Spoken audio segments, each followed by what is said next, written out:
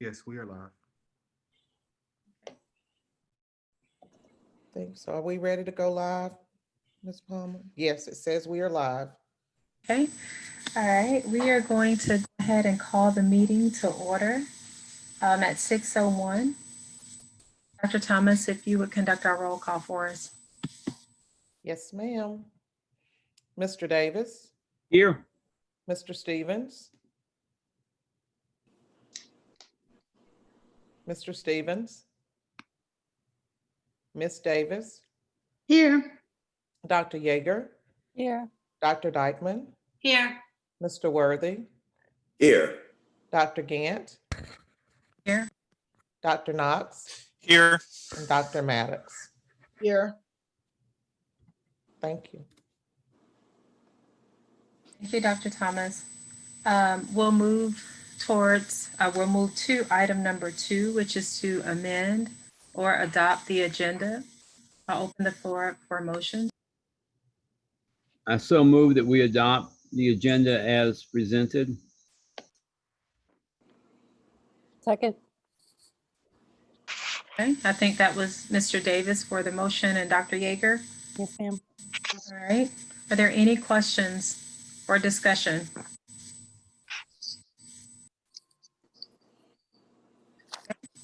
Dr. Thomas, if you would call roll for us for all of those that are in favor of adopting the agenda as it's printed or listed before us. Mr. Davis, Yes. Mr. Stevens, Yes. Ms. Davis, Yes. Dr. Yeager, Yes. Dr. Dykeman, Yes. Mr. Worthy, Yes. Dr. Gant, Yes. Dr. Knox, Yes. and Dr. Maddox. Yes. Thank you. Great, thank you. Moving forward to item number 3, which is our informational items. We'll begin with item 3.1, which is our early head start, meeting minutes and reports. Is there any further discussion or questions around the information that was provided for us?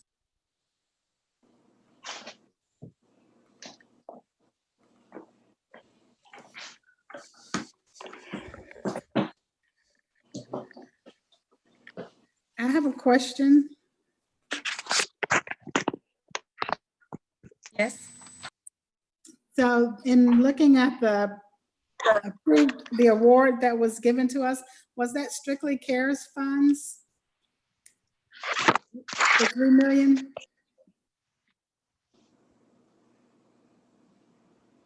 Is Ms. Higginbotham here? Yes, ma'am, I'm here. Was that about is that about her department? Yes, Okay, that's what I thought. it's from the report. The back part of the report has an award that was enumerated, and I wanted to make sure I understood that. Was that strictly CARES funding? In No, the award? ma'am, that was we had our base funding in addition to the CARES Act funding Okay, in that redistribution. excellent, thank you. And where does that leave you for capacity this school year? We are currently, our Head Start and Early Head Start continue to have full seating. We have 100 home-based slots for Early Head Start and 64 center-based slots for Early Head Start. We have 102 Head Start 3 slots and 40 slots. And those are currently seated. Excellent. Our wait list is still the same? We do have some wait list for Head Start. This year is unique in that our pre-K is not 100% filled, which it typically is before we hit July. Wow, okay. That's So good to we know. still have some seats available for pre-K. Thank you.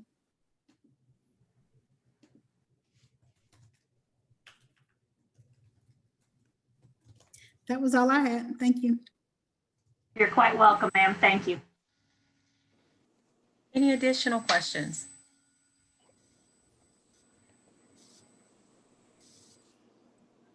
Thank you.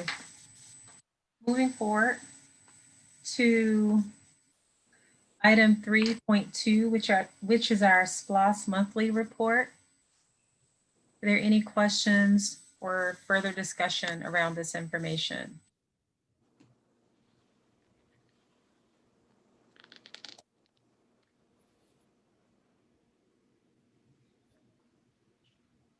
And if there are, you may have to jump in there because I don't have everyone in my view.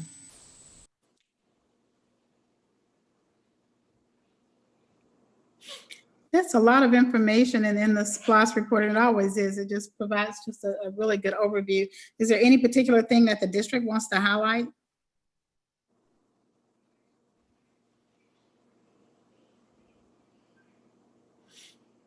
Mr. Gilbert? I don't know if everyone's on mute today or.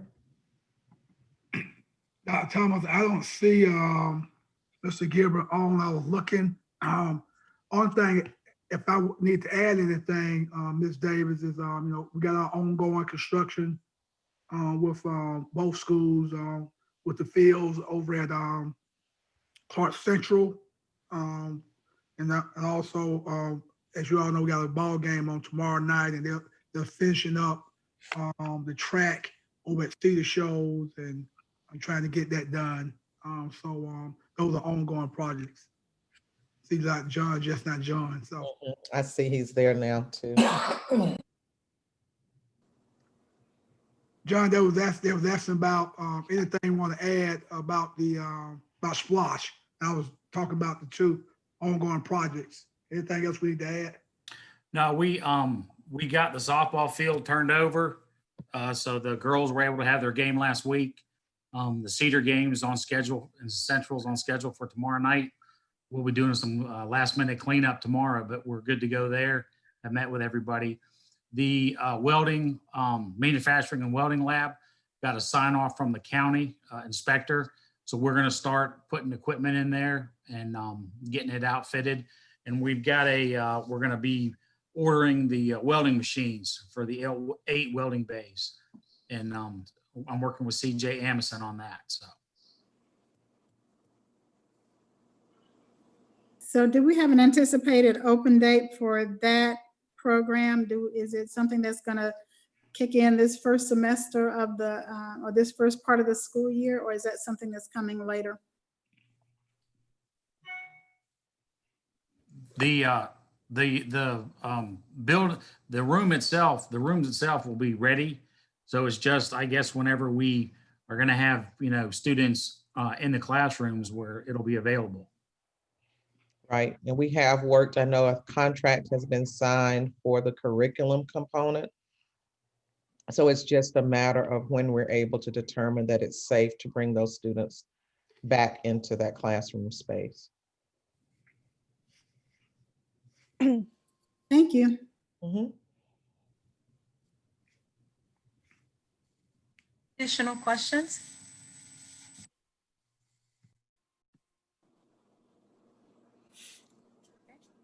Thank you. Moving forward to item 3.3, which is the Athens Community Career Academy report. Dr. Gant, that report is there. Ms. Palmer has uploaded those minutes. It was the last meeting that they had where minutes have been verified since the pandemic. And I think that one was from January 13th. And those were shared with us by Ms. Holliday.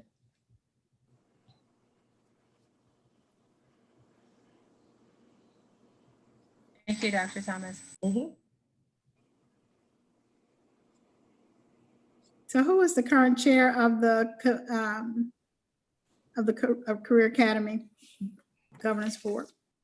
They decided, and Mr. Harris, I know that's not your shop anymore, but please correct me, but the decision was made due to the pandemic that Ms. Amison would continue in that capacity. She was supposed to roll off, but once everything occurred nationally and statewide and local wide, they decided they did not want to have a shift in leadership. Is that correct, Mr. Harris?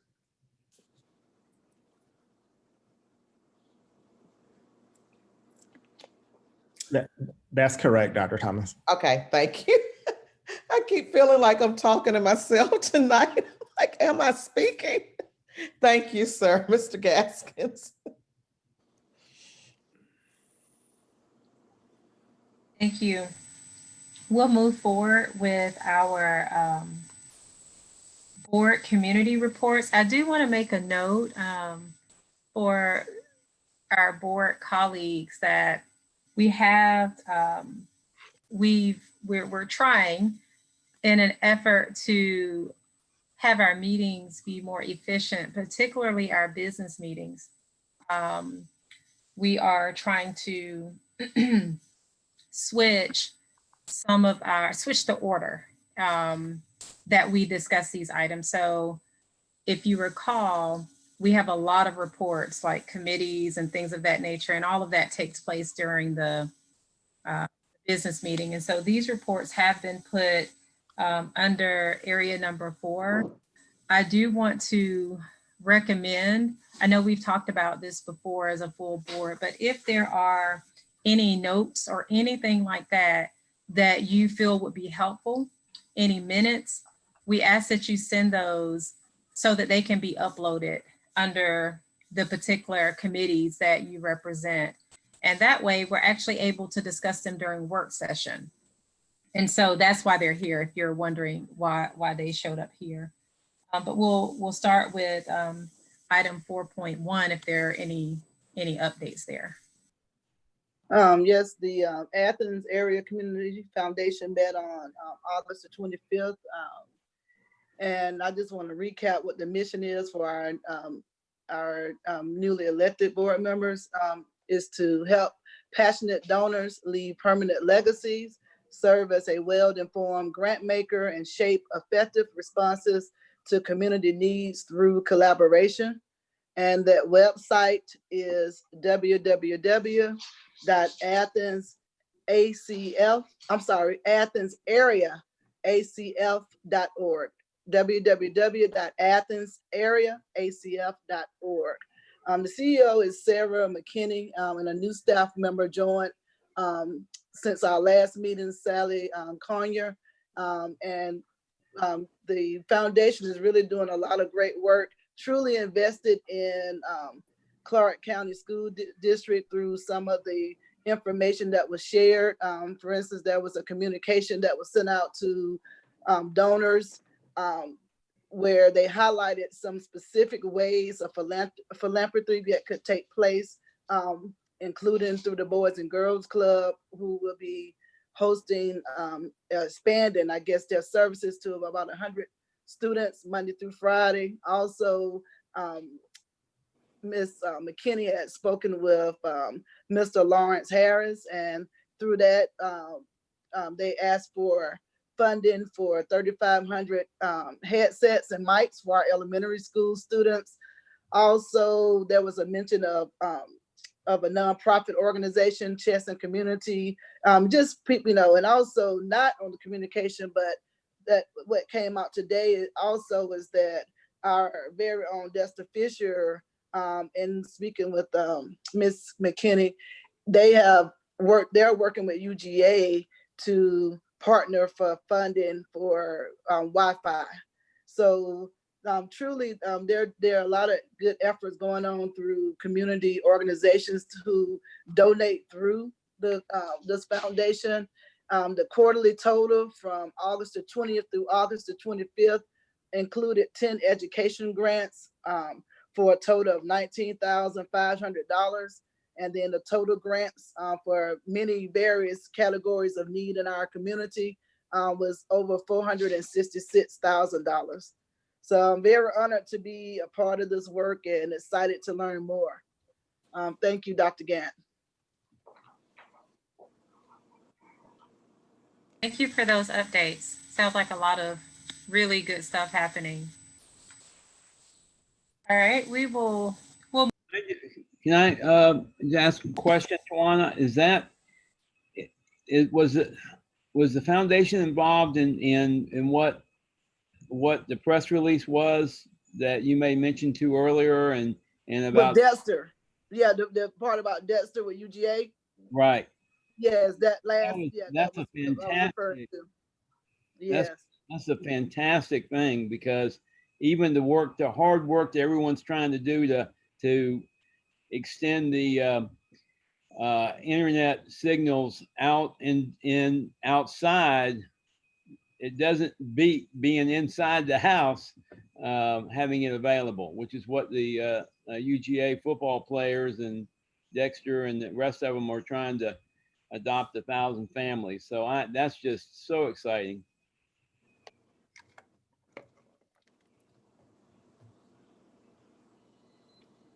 Any other questions for Dr. Maddox?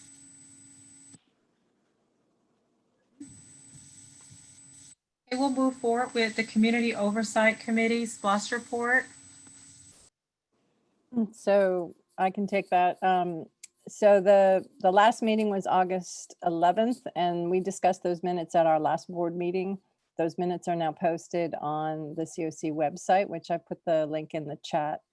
Our next meeting is September 15th. It was delayed for a week, so that's not to coincide with the first day of school. So we will meet next on September 15th. I will say that the tax receipts came in for, let's see, this is September, so it would have been, help me out, John, is it the July ones came in nicely above 2 million. So we're still collecting tax receipts above our required levels. That's the end of my report.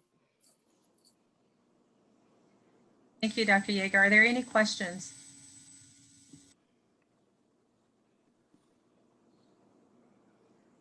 Okay. We'll move forward with Envision Athens. Our next quarterly meeting for the Implementation Oversight Committee is going to be September 16th, if I'm not mistaken. And that is when we will look at the structure again of Envision Athens and look at our initiatives and priorities to see if there's further alignment. And of course, get an update on all of the excellent work that has been going on between the chamber and Lawrence Harris, and making sure that the school district is getting the support that it needs from our businesses, as well as the other initiatives, including the nonprofits. And so I think leading that effort in the nonprofit world is the Athens Area Foundation, along with United Way of Northeast Georgia. And that concludes my report.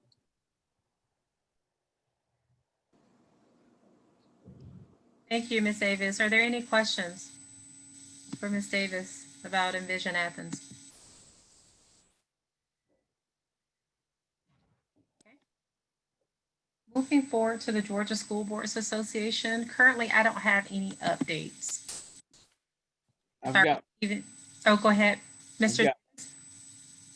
I've got one, Dr. Gant, and that is the Government Operations Committee, of which I was selected to be on by GSBA.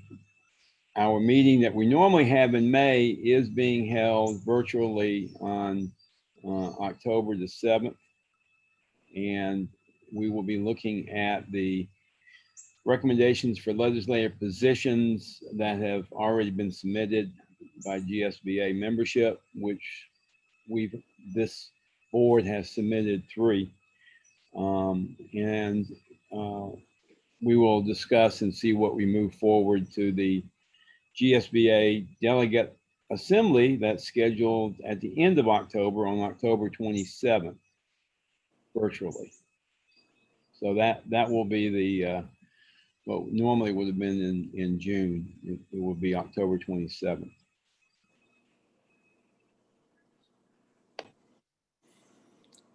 Thanks, Mr. Davis. Any questions?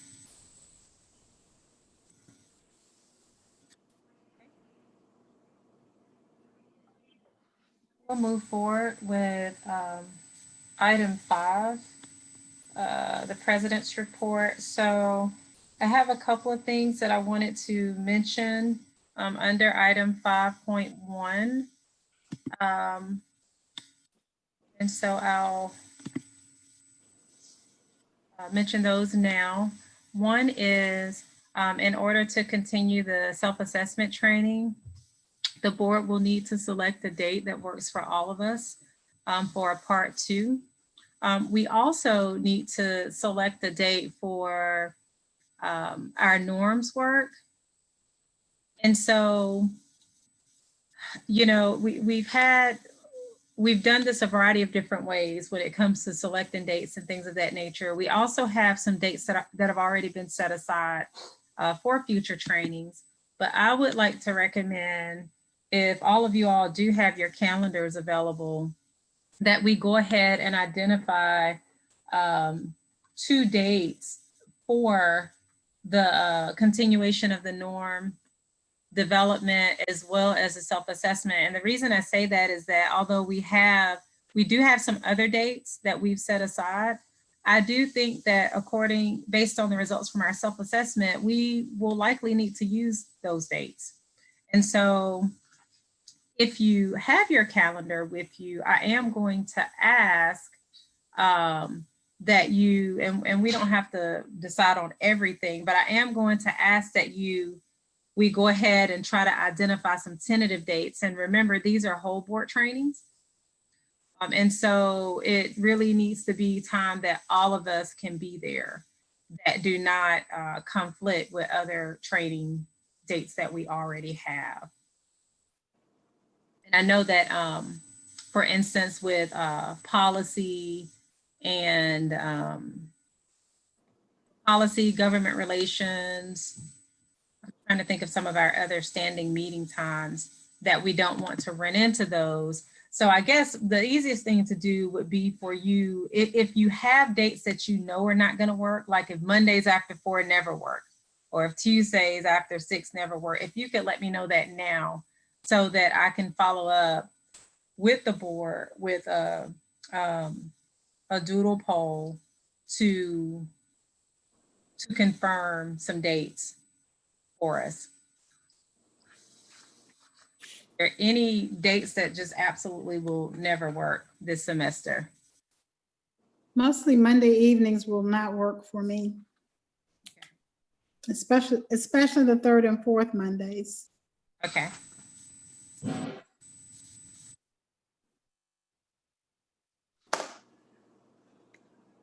Any others? Well, I had a trip to Morocco planned, but I should have left yesterday. So no, I have no dates that are unavailable. I put in chat that pretty much every Monday I'm teaching until 7 o'clock. Mr. Davis is open. Dr. Knox, Monday evenings a no-go. Others? Mondays and Wednesdays are not good for me. Well, unless it's after 6. I'm tutor on those days. Okay, so after 6 on Mondays and Wednesdays, Dr. Maddox? Yes.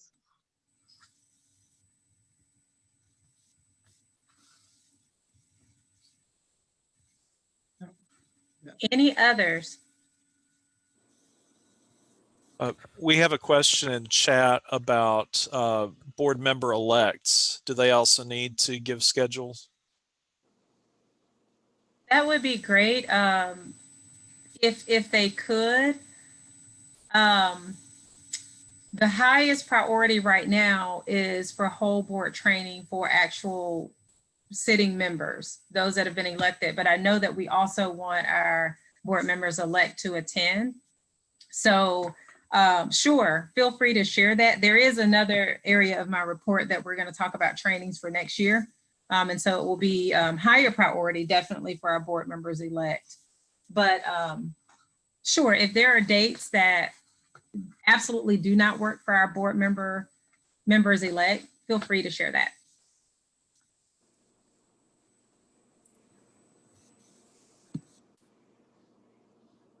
Were there any other board members that have days that absolutely do not work this semester?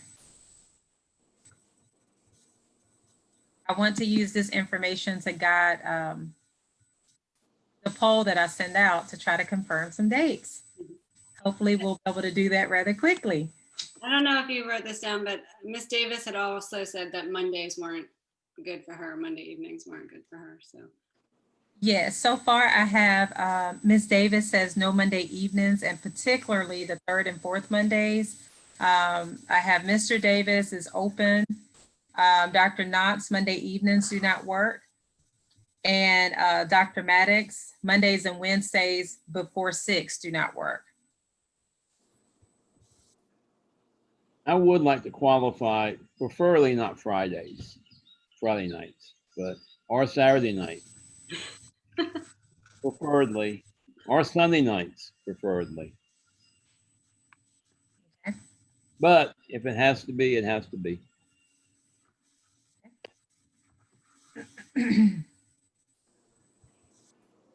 Okay, anyone else? Just want to be sure I have as much information as possible. And so just to give you some context again, the purpose of the information that I will be sending out to confirm a date for us will be specifically for our norms development so that we can complete that. And then also for our self-assessment. I know that I sent out an email earlier about just having us think through as well some of the norms that we are wanting to prioritize. And so you're more than welcome to share that information now as well if there are ones that, as you've looked at our retreat list, if you found particular norms that are you feel like should be high priority based on our cognitive report, based on each of our experiences. Were there any that stuck out to you?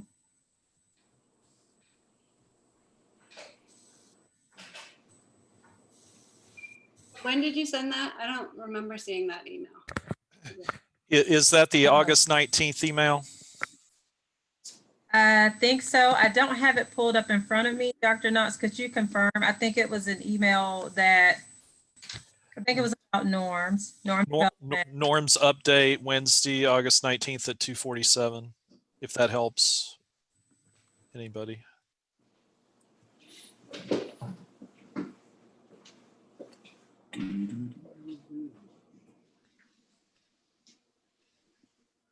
I see. Okay. Yeah, I see it.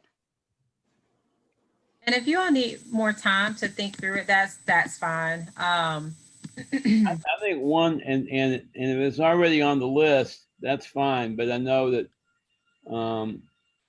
Charles and I had a conversation that on the role of board members elect.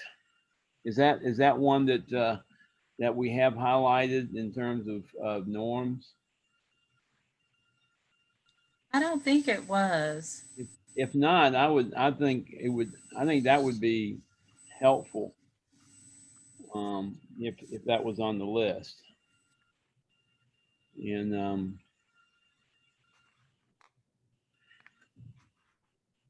Do you all think, so board members elect?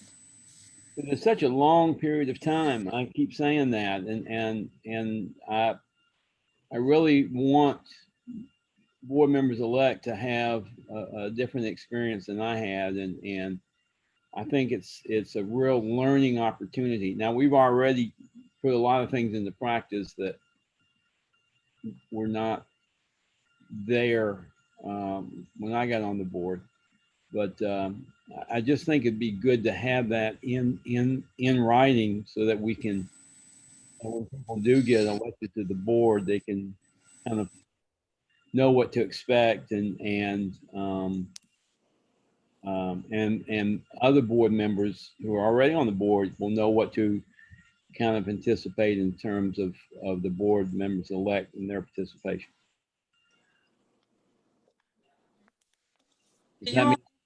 Oh, go ahead, Greg.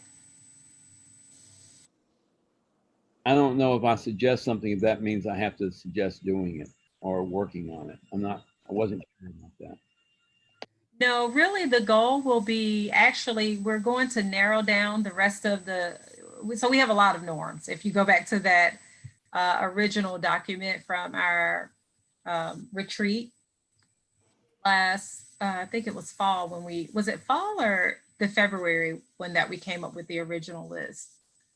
think it was February, January or February. It was the beginning of the year. Okay. And so we have a lot of, we have several norms. And so what we need to do is narrow down the norms that we want to complete based on priority. And so for instance, what are those that we feel like have significantly impacted our governance? Or maybe that were particularly challenging areas. And so, and we want to narrow down that list so that when we meet with GSBA and we do our norms development, we will be able to complete norms. So the goal of that meeting will be to complete the remaining norms. And by remaining norms, I don't mean all of them on that original list. I mean the ones that we want to prioritize for the remainder of this year. And of course, your norms are ideally they'll be reviewed yearly. So for instance, when we have our retreats, we can then take another look at our norms. We can decide if there are changes that need to be made, or there may be additions that need to be made. And so our goal is to narrow down those norms and have a list that's practical and one that is relevant, you know, and that helps prioritize the areas of challenge. So Mr. Davis, no, it doesn't mean that you're volunteering to do it, but it does mean that at some point, and probably some point sooner rather than later, we will need to identify these areas as a board.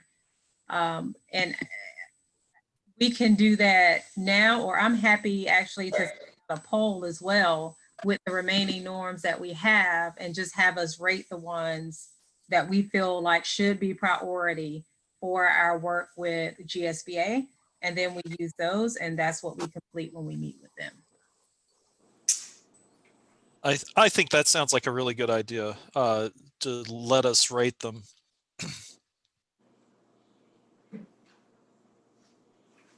I'm fine with that too. I was just going to share that one that I think that we should look at is stakeholder concerns and what to do when we get concerns from stakeholders. And that was one that our group had started working on. So I have sort of a skeleton of that and some questions that I think we could talk about and figure out how to create a norm around that one. And that's one that comes up a lot. So I think that would be an important one to look at. Okay. And I think that Mr. Stevens and Dr. Knotts and Dr. Thomas, I wonder if some of that, Dr. Dykeman, overlaps with some of our communication. The one we have not adopted this, but I feel like there was an area even with the communication norms that we had completed a draft on that dealt a little bit with, I guess it was more gathering information, right? Was it passing along information too? Do you all remember? It's been a while since we took a look at it, and we never, I don't think we ever brought it before the full board. That one definitely has, the communication one is, I think, broader. It encompasses more than, it's communication, I was just looking at it, communication with a lot of different people, including the superintendent. So I think that either the stakeholder concerns could be folded into that one, or is maybe just a more specific norm of communication. And I would look at number 2. Oh, go ahead. Number 2, town halls. Again, that sounds like communication as well. So that might be a consideration. And yeah, number 5, number 2, and number 6 seem to have strong relationships there. Then we've got social media engagement is number 9, which again is another communications piece. And number 10, how to access the media. So there it seems like we have a lot in that particular general category of communication. I'd like to also have as a priority our strategic plan, which is number 7 on the list. And certainly number 4 that I worked on before, the annual planning, calendar, and agenda, because I think they're all interrelated. And yes, if we can get clarity on that, I think that would really help us push through in terms of other things that we want to prioritize.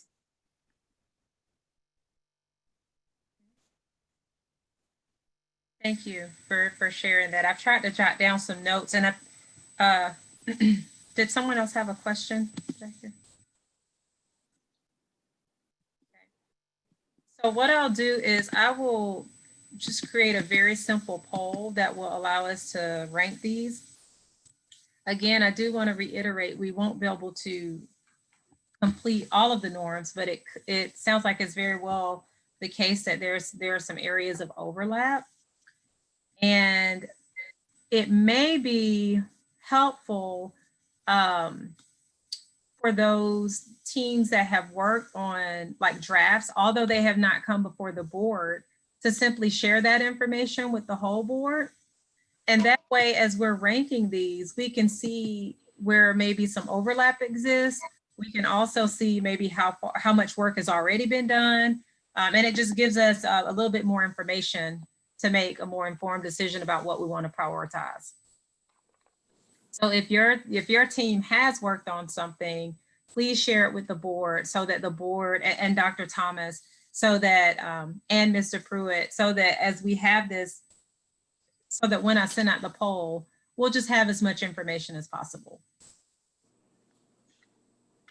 Does that sound okay with everyone? Sounds doable.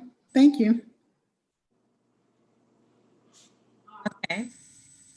And there were a couple of other areas that I wanted just to mention briefly. And this has to do also with the board members elect.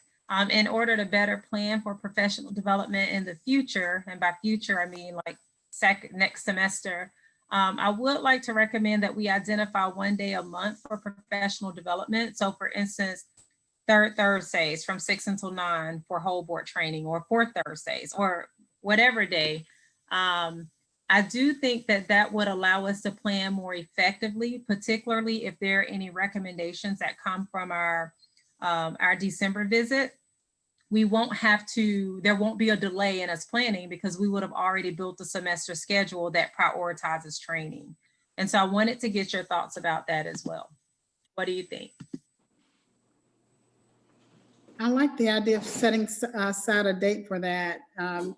Third or fourth Thursday sound really good. Thank you, Ms. Davis. Any other thoughts?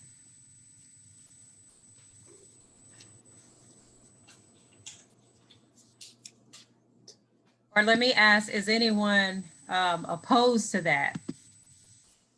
No, I think it's good. And I think two of our board members elect thought it was a good idea too. So I think it's good too. Can you put it up so we can see what the dates are? I was trying to pull it up, but I can't. Okay. Oh, like what the third Thursdays and fourth Thursdays would be? Isn't it on that training plan form? It's in board docs, yeah. Oh, is it? Okay, okay.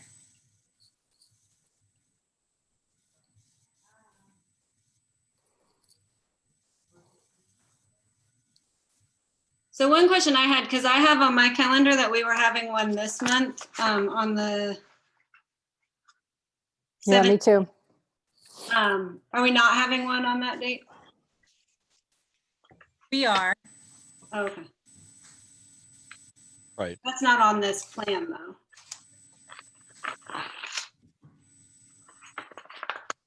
Okay, yes, we can correct it. Yes, we have one scheduled for September. Okay. Yeah. That may have been an oversight on my part. Trying to think, I don't know if I can't remember what I've said at this point. So, Yeah.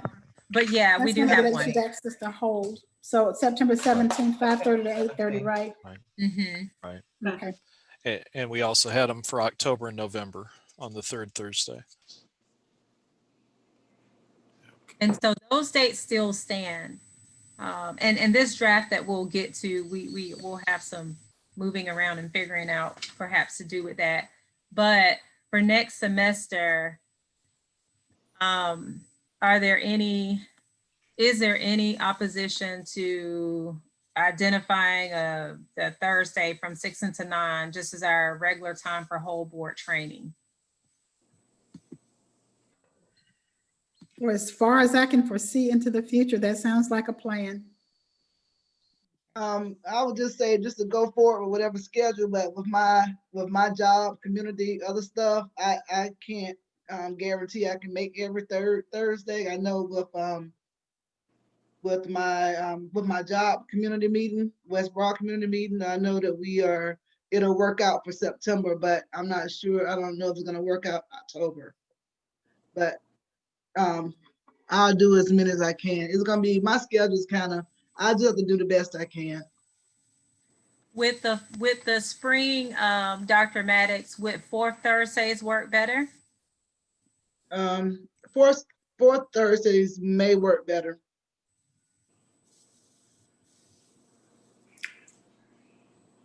I wanted to add something here. I keep hearing about whole board training, but with board members elect, they only need 15 hours of training for every fiscal year. And of course, sitting board members, you only need 9 hours. And of course, within that, I think it's only one whole board training included in that requirement. At least one, maybe two. So are we having all of these whole board trainings because of the cognitive review? So from my perspective, Mr. Worthy, yes. And for other reasons too, I do think, I think it could be helpful and healthy for the board to automatically prepare for and include trainings. And so I think just from a professional development standpoint, until we can, or as we continue to work towards like stability and growth as a governing body, I do think it's important for us to have time set aside for training. The other part of that, so I just think it's a good practice. Like I think about onboarding last year, and there were a lot of things that probably would have been useful for me, but not just useful in isolation. So me attending a training outside of my colleagues, but attending a training with my colleagues, I think would have been helpful. But then to your point, yes, I do think we need to be, this is an area of growth for us. So we need to strengthen our professional development plan. I also think that we won't be able to get to everything this fall. We have some dates that are already set aside for training. And then of course, we're gonna we're going to decide on 2 more dates so that we can complete our norms development and also our self-assessment. But there are other areas that may be implicated that also may be good to review as we have a new board. And so, for instance, parliamentary procedures, in January, most of us would have had that, but our new members would have had it as well. But as things shift, as new members come on, life happens, if the superintendent changes, things like that, I think it's a good time to have refreshers. So that we also have some there were some suggestions for a team building as well as conflict resolution or management. And so I just want to be sure if we don't need the time, for instance, if we end up not needing it, I think that would be fine, but I think it would be better to go ahead and prepare in advance for the whole board training. Well, I just raised a statement because I wanted people to understand whole board training. Now, if Cognia required that in terms of under review, yes. Then of course, what you said a few minutes ago, yes, that will be helpful, but I just wanted people to understand that it's not required by the State Board of Education, or Department of Education, rather, the DOE, that you have that many whole board trainings. I think it's just 1, maybe 2. That I was just trying to make a distinction there. I think it's a great idea, Dr. Gant. I didn't say it was not a good idea. I think it's a great idea. Thank you, Dr. Knotts, and thank you, Mr. Worthy. Yes, there's a difference. So whole board training are the trainings that we all will have to have. And then of course I think most of us got the GSBA catalog. So there are a variety of other trainings that happen throughout the year that individual board members can also participate in. But it's definitely not required, but I do think it's in our best interest at this time to focus on things that we can do together as a board. And then I've already mentioned that the committee meetings have been, or the committee reports have been shifted to the work session. There may be other changes in the future, particularly with committee reports, committee or community reports, in an effort to make our business meetings more efficient. Lastly, I wanted to, I wanted to just re-emphasize, and this may come up as we discuss different policies, but I do want to re-emphasize my support for working with GSBA on our policy review process. I guess before I move forward, I also want to highlight the progress that's been made. Dr. Yeager and the policy committee and Dr. Thomas and Mr. Harris are working extremely hard. But I would like for us to continue thinking about what the benefits might be and working with GSBA on our policy review process.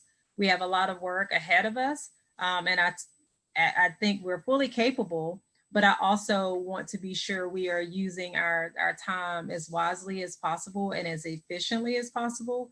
And so that I made that note in the president's report, and I'll send this out as a link so that you can see the things that I'm mentioning. Lastly, I want to put back on our radar screen, on our radars, for us to start thinking about any thoughts we have on in-person board meetings.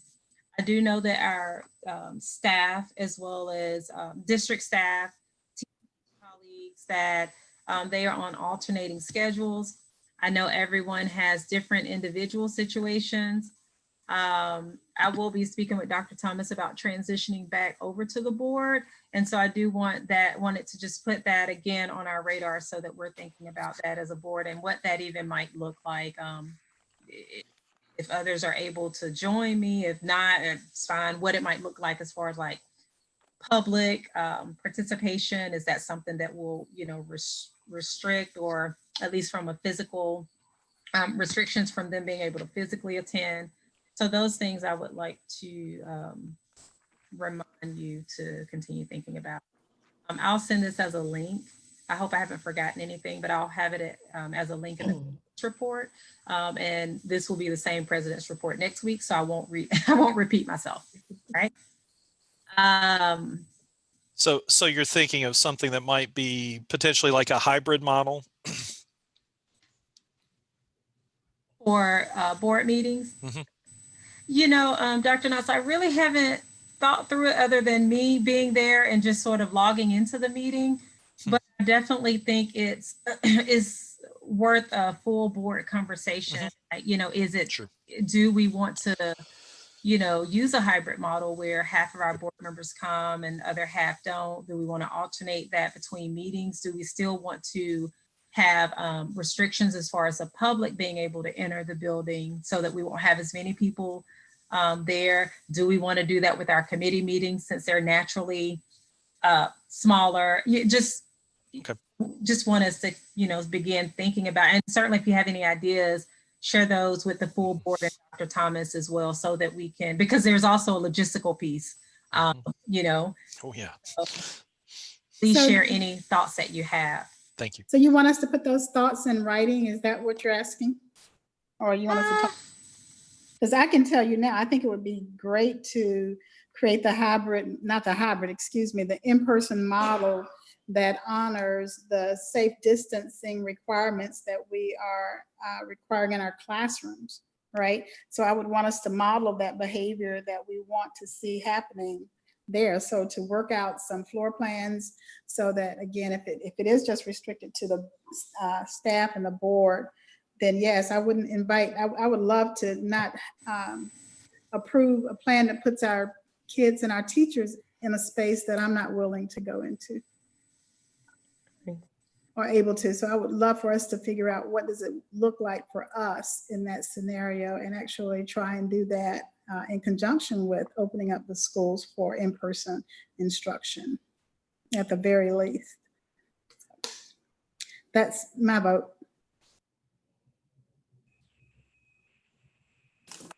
Thank you for sharing that, Ms. Davis.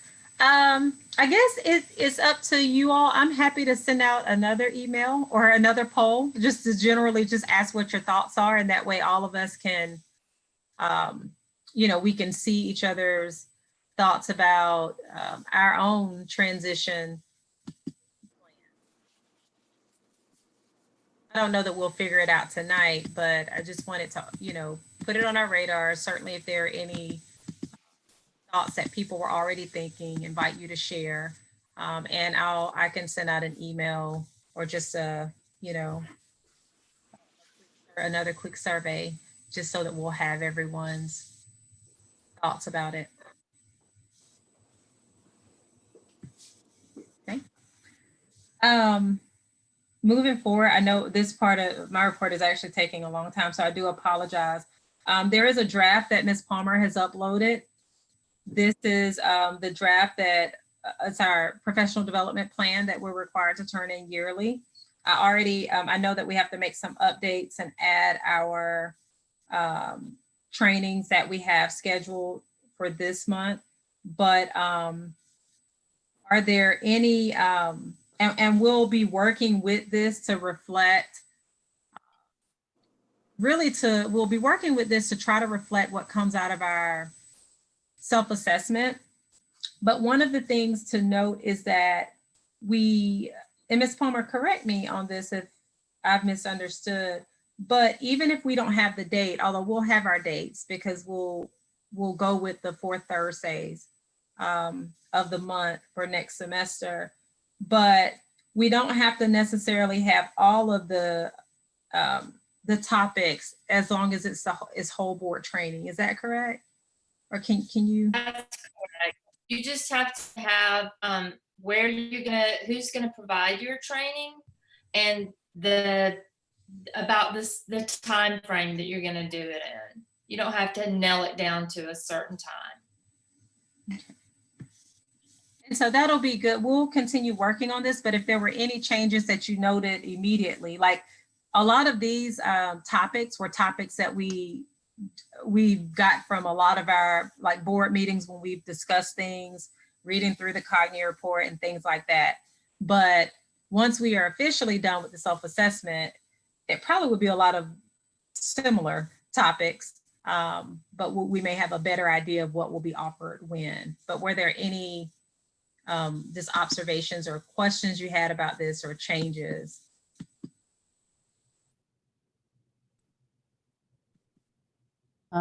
This is Tish. I was going to say for the multicultural assessment, does that include anti-racism training or is it just sort of multicultural?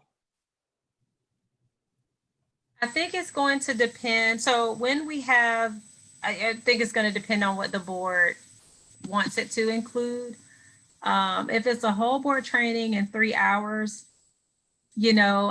as a facilitator myself and someone who has worked in multicultural awareness, 3 hours and one training is a very brief amount of time, to get right into some of the concepts that will definitely be useful.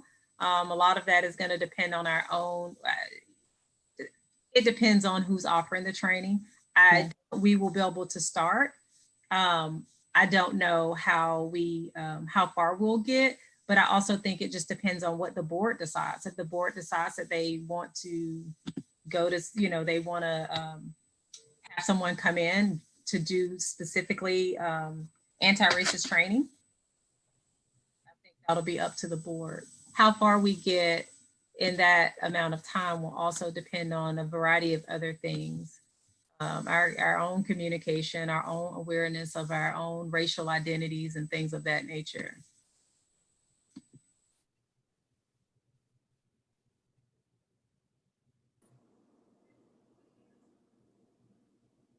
Did that answer your question, Dr. Yeager? Yeah, I just wondered, you know, I'm the chair of a DEI committee for my department at UGA, and I know there's a whole lot of different choices for training, and I know that 3 hours isn't very long. So I was concerned that, you know, it was just going to be too shallow of a treatment, but we can ask for more later, I guess, is the point. Thank you. Yeah, we can sort of build this again. We'll have our monthly time set aside, and so we can create this draft once we get to a closer version of the draft. Although I think this has to be turned in soon. You know, if we want to focus on multiculturalism, we can include that. Ms. Palmer said we do have to have the who, so that's where we would have to do our work a little bit sooner rather than later, and the general date. And so if there are some ideas that you have about the, you know, this draft, please send them to the full board and Dr. Thomas so that we can incorporate that here. But right now there's one training on multicultural awareness competency, and that's a very general category. But for instance, if you're thinking like, oh, we need to have two, or we need to include this at our retreat, or in addition to this, please don't hesitate to share. So I heard you mention the who. So pretty much we have some of these that are already identified as GSBA, but I did see on the DOE website a list of about maybe 28, 30 vendors who are approved to do this board governance training. And I don't know any of them, but just so as information that there are some other people if we are constrained by availability of the people that we have normally used. Yes, thank you for sharing that. That's right. There are other trainers that can provide us with the professional development.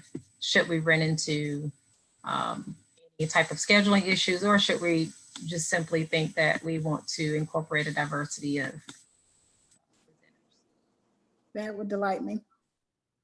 And I think also because we have, I mean, we're doing way more hours than are actually required. So I know that we have to have one of their approved trainers in order for it to qualify as GSBA, or not GSBA, but the required training according to the DOE. But if there were other trainings that we wanted to do that didn't include one of their approved trainers, I feel like we have some leeway to do that because we already have enough approved hours. That's right. That's right. And so as you look at this, you know, if there are any that you're, you know, if we get into next semester and you're like, well, you know, that this particular person or company or professional, you know, they've done work with boards, or maybe not, that they do solid work with conflict management or team building, and that may especially be the case for multicultural competency. I did speak with GSBA, and they gave a list of people, but again, they wouldn't have to fall under that list of approved presenters so long as we have our hours, and I don't think we'll have a problem with our hours.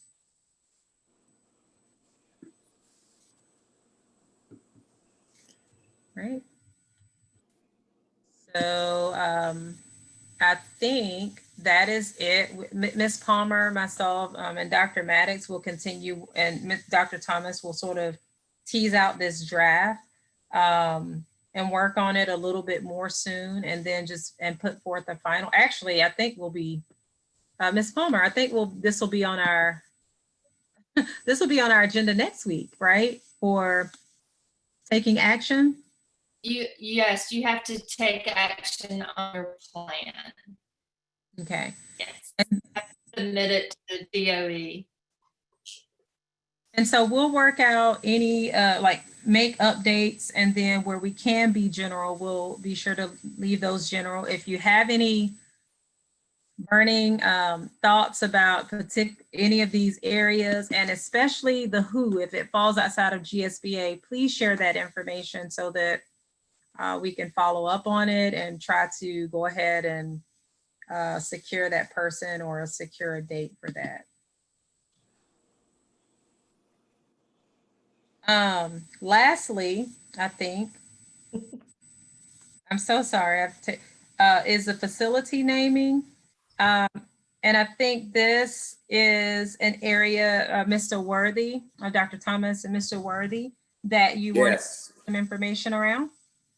yes, I asked Dr. Thomas to put that on the agenda for the work session and also for the board meeting next week. What I have in mind is that and I'm just going to give you a snapshot of the history of something, and then I'm going to get into why I asked for it to be on there. When we were meeting at Mitchell Bridge Road, and of course, Dr. Lanou was the superintendent then, and then he mentioned that we would be moving to West Broad. And I said, oh, good. Okay, we have a new central office. Well, we know what happened there. And I mentioned to Dr. Lanou that it would be a good idea, excellent idea in renovating that building to name the board room, the Vernon Payne board room. Well, we all know what happened there. So when Dr. Means came on the scene, I mentioned the same thing to him. And he thought that it was a great idea. And of course, West Broad fell through. Now that we have purchased the facility on Prince Avenue, I thought that it would be a good idea to bring this forward now, because I know some renovation is going to have to take place with that building. And if I recall Mr. Gilbert saying, because you know, that used to be Prince Avenue Baptist Church. I think I recalled Mr. Gilbert saying that the sanctuary would be the board room, which I never been in that building, but that sounds like a good idea. And of course, I want to go ahead and bring this forward to align this, if approved, to have that boardroom named Vernon Payne boardroom. Now, having said that, let me share some information with you. Mr. Vernon Payne was the first elected GSBA district director in 1989. He has chaired the GSBA Risk Management Fund Board of Trustees and served as a member of the GSBA Workers' Compensation Fund Board of Trustees. Mr. Payne also served as a member of the NSBA Advocacy Institute, GSBA Governmental Operations Committee, the Executive Committee, and the Nominating Committee. He has served on the Clark County Board of Education. Now, you get this, since 1979. And I believe, or let me finish reading it first. Since 1979, and has held positions of chair, vice chair, chairman of the Property Committee, and was a member of the Policy Committee and SPLOS Oversight Committee. Mr. Payne has been named Emeritus Director in honor of his years of service through the GSBA. And those of you that may not be familiar with this, he was named the Emeritus Director of District 11. And that's obviously that's including Clark County. And I can say to you, he served faithfully and sincerely, because I can't recall how many districts that are in District 11, but I do know that Mr. Payne attended those board meetings as well as Clark County's board meeting. Because when I came onto the board, he was wanting to groom me to do that. And I said, Mr. Payne, I really appreciate it, but I've done my share of traveling. I don't even like driving anymore. I did all of that when I was principal. But I do think that it's appropriate to make Mr. Payne the Emeritus Board Member of District 2 for Clark County. And I made a note here because of the fact that all of the things that I said a few minutes ago, I think that it would be appropriate to align this with the renovation of the boardroom at Prince Avenue, I also think that it would be nice if we could have a portrait of Mr. Payne hanging in the boardroom there so he can still be a part of board meetings. And of course, all of this would be in honor of his service, and have an inscription below that portrait of Mr. Payne. I talked with his youngest son about a month ago, and we talked about this. And of course, I tried to call him last night and also twice today to let him know that I was going to be recommending this to the board tonight, but I didn't get him. That's Quazon Payne, because he's a contractor and his mailbox was full, but eventually I'll get him. And of course, hopefully we can make this happen, because as I stated, Mr. Payne was a faithful, sincere board member. And when I say that, he was all about the children, and he would tell you that in a heartbeat. Now, I don't know of anyone, not only in Clark County, probably in this state, maybe even in this nation, that have served on a board of education for 40 years, and then also served as a GSBA director for 30 years.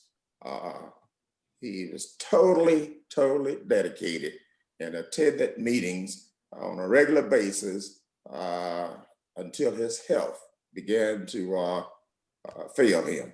So I feel real strong about this, and I think some other board members will join me with this. I do recall Mr. Pruitt, and I think you're present tonight, Mr. Pruitt, said if Mr. Payne had a conflict and couldn't attend a board meeting, seemingly it just didn't feel right. You know, we all look forward to seeing him, and I wanted to share that with you, and thank you, Madam President, for allowing me to do that. And I'll take any comments or suggestions that you all have on that.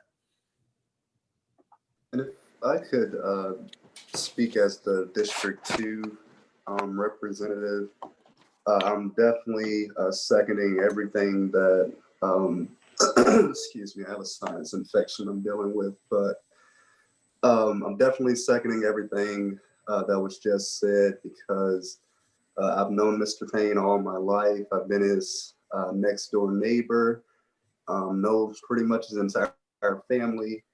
And he's really been a very big pillar in the Black community, and I'm definitely supportive of this idea. And I second that second. I think it's a great idea. I too have great respect and admiration for Mr. Payne's dedication and his commitment to this community. And it's not just him, it's his entire family, because his wife is also equally dedicated, and she had a long career with our school system. But Mr. Payne totally was, from the time that I was on the board, he has always been about the children, and he definitely loved Head Start, early Head Start, I can tell you that for sure. But beyond that, he's so well respected and admired in this community for his long-standing service. So I would definitely be supportive of that recognition, or some even greater recognition for him. Okay, others? I agree with everything that's been said. Okay, I truly respect Mr. Payne. Same here. Yeah, I would agree with that. Mr. Payne had a very big hand in actually my childhood, interestingly. And I know that goes for a lot of children actually in Clark County. Yes. Others? I agree too. Totally agree. Thank you. And let me say this, Mr. Gilbert, you may want to hear this. So Mr. Payne was say, I mean, he could be in Denver at the NSBA conference, and he would say to our people that other board members, that he had 3 sons to graduate from this school district. All 3 of them graduated from Cedar Shows. And the reason I said Mr. Gilbert, because he had 2 sons that are Georgia Tech graduates. Quazon, construction engineer, related to what you do, Mr. Gilbert, and also Michael. Michael, oh my God, this is sure definitely going to be a good one. Michael as an executive position with CDC in Atlanta. And of course, Walter Payne went to the Air Force, and he graduated from college in Maryland. And I don't know exactly what he does now, but I know he's living in Barrow County. Mr. Payne would say that proudly to anyone. So thanks again, Madam President. Thank you, Mr. Worthy, for bringing this forth. I know the board has I think it was like last year at one point when Mr. Payne, when he was decided because of health, of course, not to continue in this position. He and his family, I know the board at that time had been thinking about like, what could we do? And so I do appreciate you bringing this back before the board. Thanks again. Great. We will move forward. And Dr. Thomas, turning the floor over to you for items number 6. Wow. Yeah, item 6.1 through 6.6. Okay, and I'll try to abbreviate my report as much as possible. I did want to share that over the past week, all of our schools have had virtual open houses and have disseminated devices and other materials. So they've been able to see many of their students face to face in a socially distanced PPE covered way.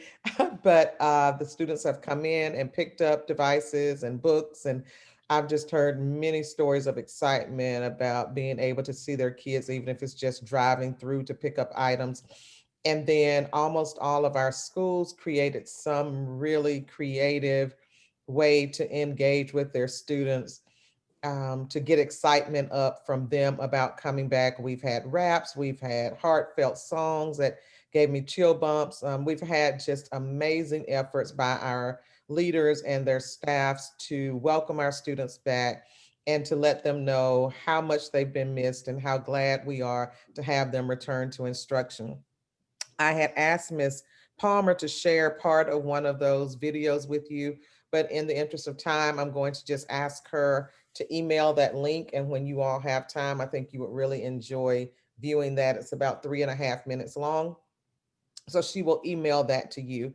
I was going to share about the UGA Athletic Department, and Dr. Maddox did cover that, so I can keep this simple. But the UGA Athletic Department did approach Mr. Fisher about wanting to make a donation to CCSD. They had funds from the Kirby Smart Foundation, and they have extended beyond the funds they already had to wanting to do a promotion for us. And I sent an email while Dr. Maddox was talking to each of you with the link to the Twitter commercial that the athletes made. And it's for their Dogs to Pups initiative. And they're asking for money to help to help purchase additional hotspots for our students. So that was a chosen project by the UGA Athletic Department. And we are very appreciative of them offering to do that and wanting to give back to our school community. So I've shared that Twitter link with you as well. Next on my list, I wanted to just briefly cover the reopening survey that went out. We met with our teacher advisory board today. I felt like we had a good meeting. It's always nice to be pushed and challenged in our thinking. That's how we grow and become better. We had hoped to have changes made to our practices before now, but we're trying to be responsive to the needs of the teachers and of the parents and of the administrators, and that's taken a while. So I did send a communication out today that should have gone to all of you, but just a quick overview on the reopening survey. And I'm just going to look now for after 9/8, excuse me, 71% of our, excuse me, 71% of our administrators felt that it was important to be in the building after September 8th. 63% of our staff felt that way, and 55% of our teachers felt that way. In terms of level of comfort after September 8th, 55% of our administrators felt comfortable, 53% of our staff, and 56% of our teachers. And then lastly, feeling like they could work remote from home adequately, 91% of the administrators felt that they could, 80% of the staff felt that they could, and 81% of the teachers. One of the things that one of our TAB representatives mentioned today was these summaries did not capture the percentage of teachers who felt that their colleagues were utilizing safe distancing and other safe practices.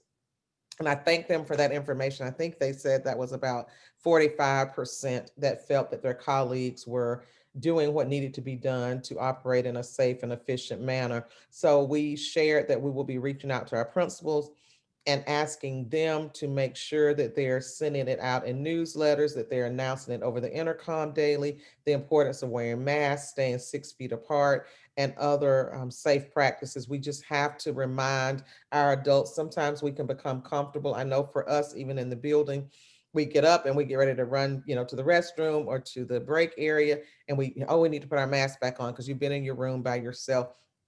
And so just making sure we're reminding adults so that when our students do return, we're able to model using that same language that Ms. Davis mentioned earlier, model for them. James Barliman also broke this data out for us by grade level, and that was interesting. So 65% of our pre-K teachers felt that it was important to be in the building after September 8th. 61% of our elementary teachers, 49% of our middle school teachers, and 40% of our high school teachers. So there's a noticeable trend there.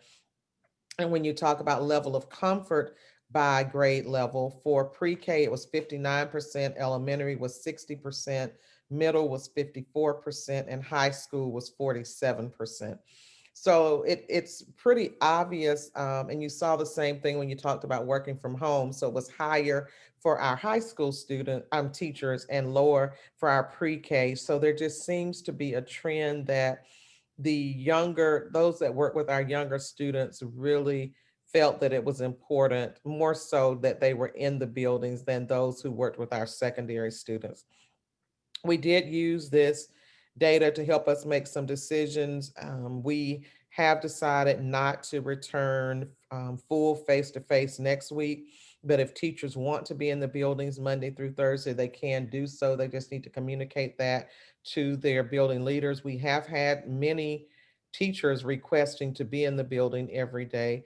We also, so we'll do the hybrid model for those who prefer not to be there every day. After discussing with TAB, the suggestion was made if we were going to require at a minimum a hybrid, that rather than it be a Monday, Wednesday, and Tuesday, Thursday, that they have 2 days together. So Monday, Tuesday, and Wednesday, Thursday. So teachers aren't bringing things back to school, then going back home and going back. So blocking those days together. And that was excellent feedback from them. And we will be working to make that change. Are there any questions about the survey that I can answer? Okay, next was the disparity study. Dr. Maddox asked that I bring this back to the group. I did share this in one of our Friday Thomas. updates. Yes, I'm sorry to interrupt. I think Mr. Davis had a question. Okay, yes, Mr. Davis. Just a real quick one. I know we were talking about electronic devices being passed out and seeing the kids and the parents and everything. Do we have an update in terms of K first and second in terms of, I know they're on back order. I know everybody in the country is trying to get hold of them. Do we have like an estimated date of arrival? We will cover some of that when we get to our reopening presentation, but when I last asked Mr. Duke, they were saying October we should have devices. And I'm not sure if he's on tonight, but when I asked him last week, Mr. Fisher, isn't that what he told us? Probably early to mid-October? Yes, ma'am. That's what he's on too. He's here tonight, so. Okay. All right. So that was the last update that Mr. Duke had received on a estimated time of arrival for those devices. Any other questions? Okay. Regarding the disparity study, I'm not sure, and I can allow if Dr. Maddox wants to speak, but what I shared with you all before is that Mr. Schooneman and Mr. Attorney Pruitt and Ms. Veronica Jackson had met with the consultants who do this work, King Consultants. For them to move forward, the first step would be to hire a third party to gather data from the community about resources that are available. That data gathering process is an additional cost beyond the fee charged by King, but they would use that data as a foundation for engaging in their disparity work. The King Consulting has done studies for Albany schools, Fulton County government, and Atlanta Public. When they did the Atlanta Public study, it was about $400,000, but of course, Atlanta Public Schools is significantly larger than CCSD, so they were not able to give us an exact cost, but said it would range from $100,000 to $300,000, and then we would have the additional cost of paying the third-party company to gather the data. So it is just a matter of what the desires of the board would be in terms of us moving forward with this, so that we can do an assessment of contract and subcontract data, review that data. They would have discussions with stakeholders and some other steps in the process, and then would be able to provide us with a disparity study. So Dr. Gant, I don't know how you want to move forward with this conversation, but Dr. Maddox did ask that I share this tonight.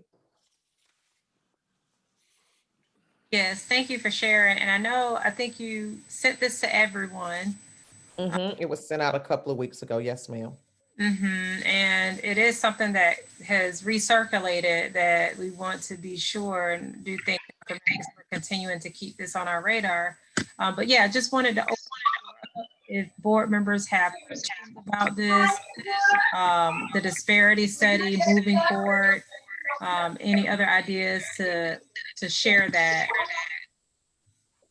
at this. Hello, how you doing? Okay, I'm sorry, I think I missed this email, or it got buried in so many other things that I was reading, but I'll go back and look at this again, and maybe I did read it. Yeah, it does seem like I read this. It was in a Friday update, Ms. Davis. Yeah, it was one of the Friday updates. I can add Palmer. No, I'm sure I got it. It's okay. Okay. I'll go back and look again. But in terms of the $300,000 for this disparity study, I would want us to finish that review of our strategic plan before we address that particular thing. Those are my thoughts on it.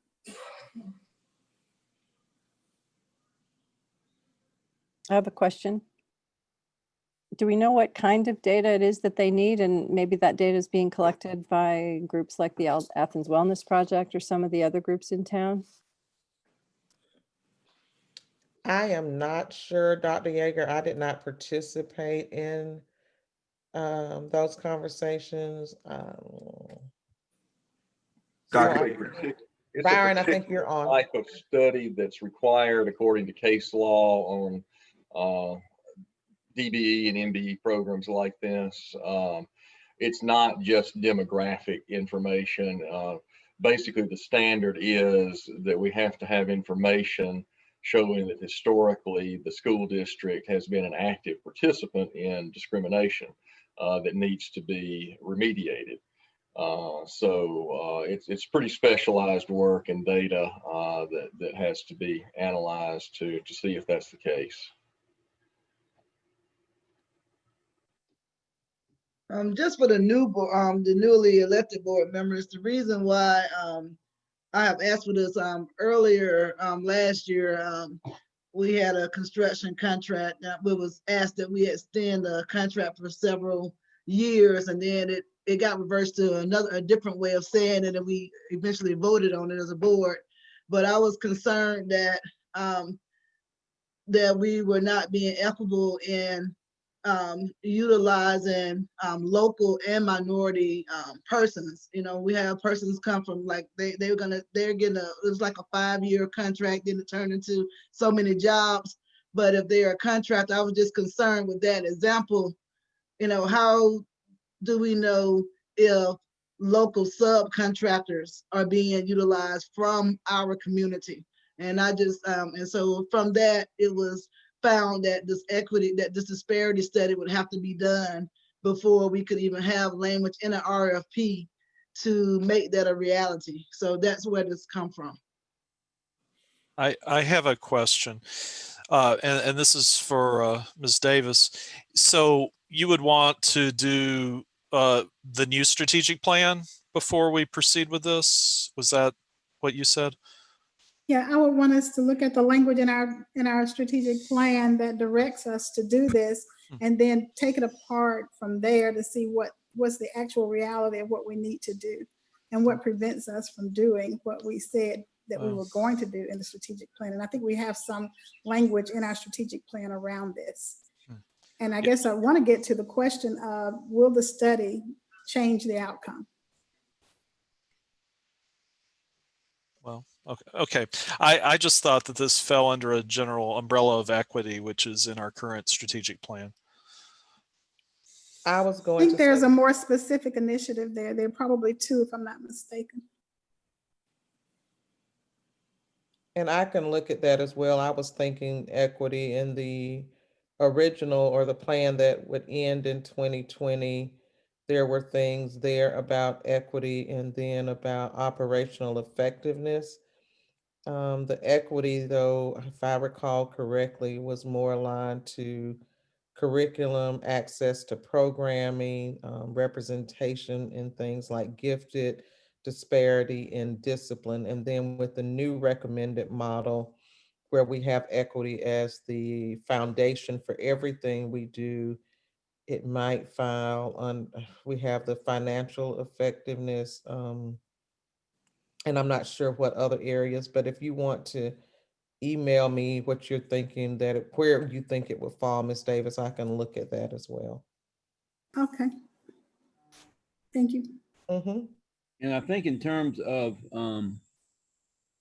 how it can impact is that if we're found to be warranting in this area, then it would change our RFP process. Right now, we can't change the wording without this. So it could have a dramatic impact in terms of local businesses, minority businesses. If the study bears out what we feel like is truth. And if I may, let me separate out some of these concepts. So the local preference, you've already added language to your purchasing policy. That's not related to race, so that's okay. Yeah, we did have to carve out, as I recall, public works projects that are governed by state law over $100,000. You can also do a small business preference program. Again, that is not race-based. That is actually something that Keene suggested we might want to look into as something we could implement pretty quickly while the disparity study is being done. And it could also be a vehicle for collecting the data that we need as part of the disparity study.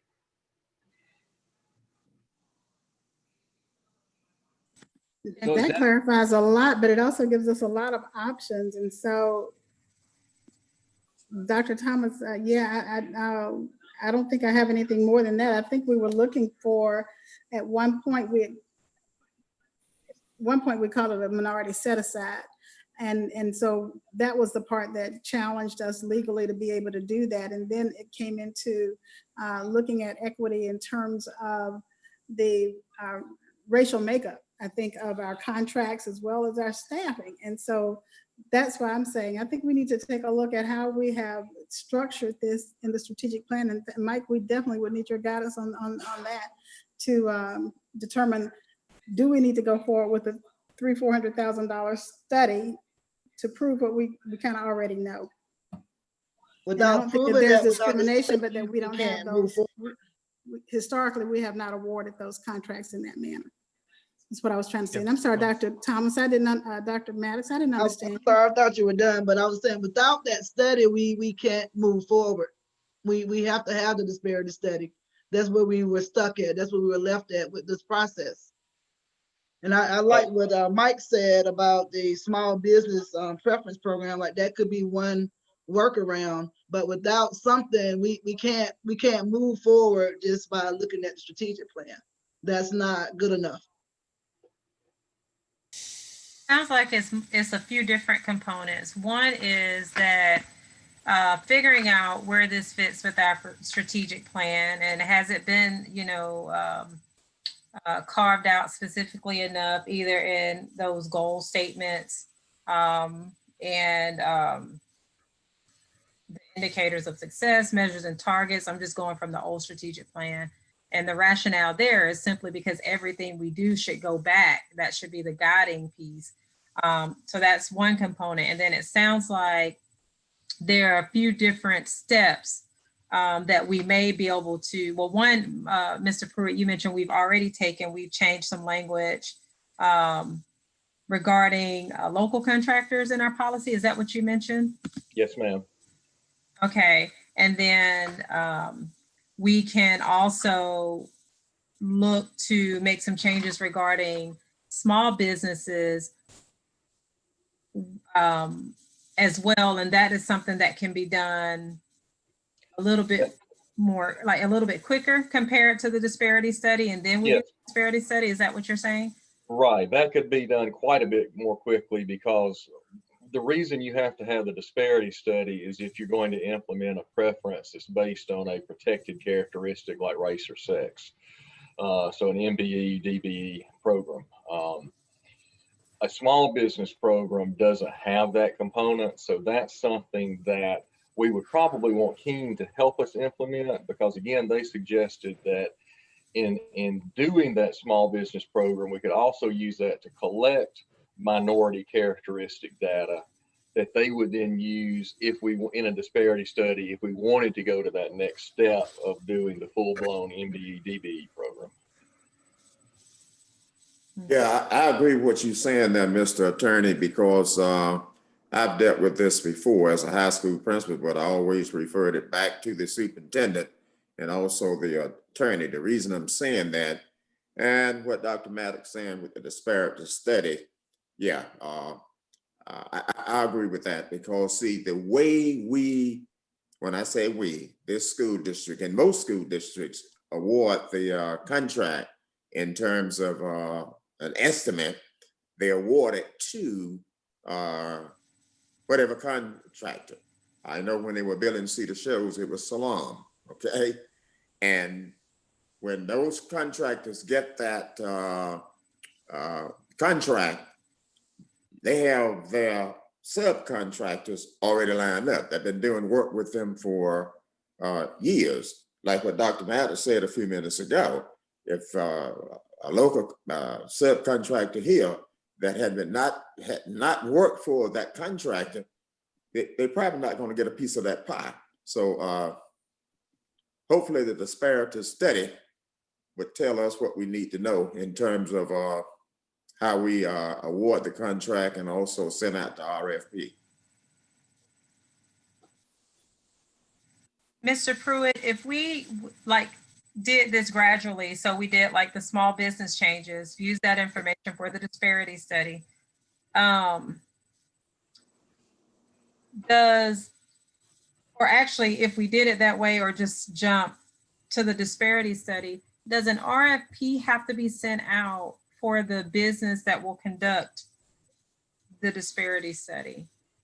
Like, how do we get back around to the people that were mentioned in the email? I don't remember off the top of my head the dollar limits. Obviously, if you did the full disparity study, yes, that would, not under state law, but under our internal purchasing policy, that would require an RFP.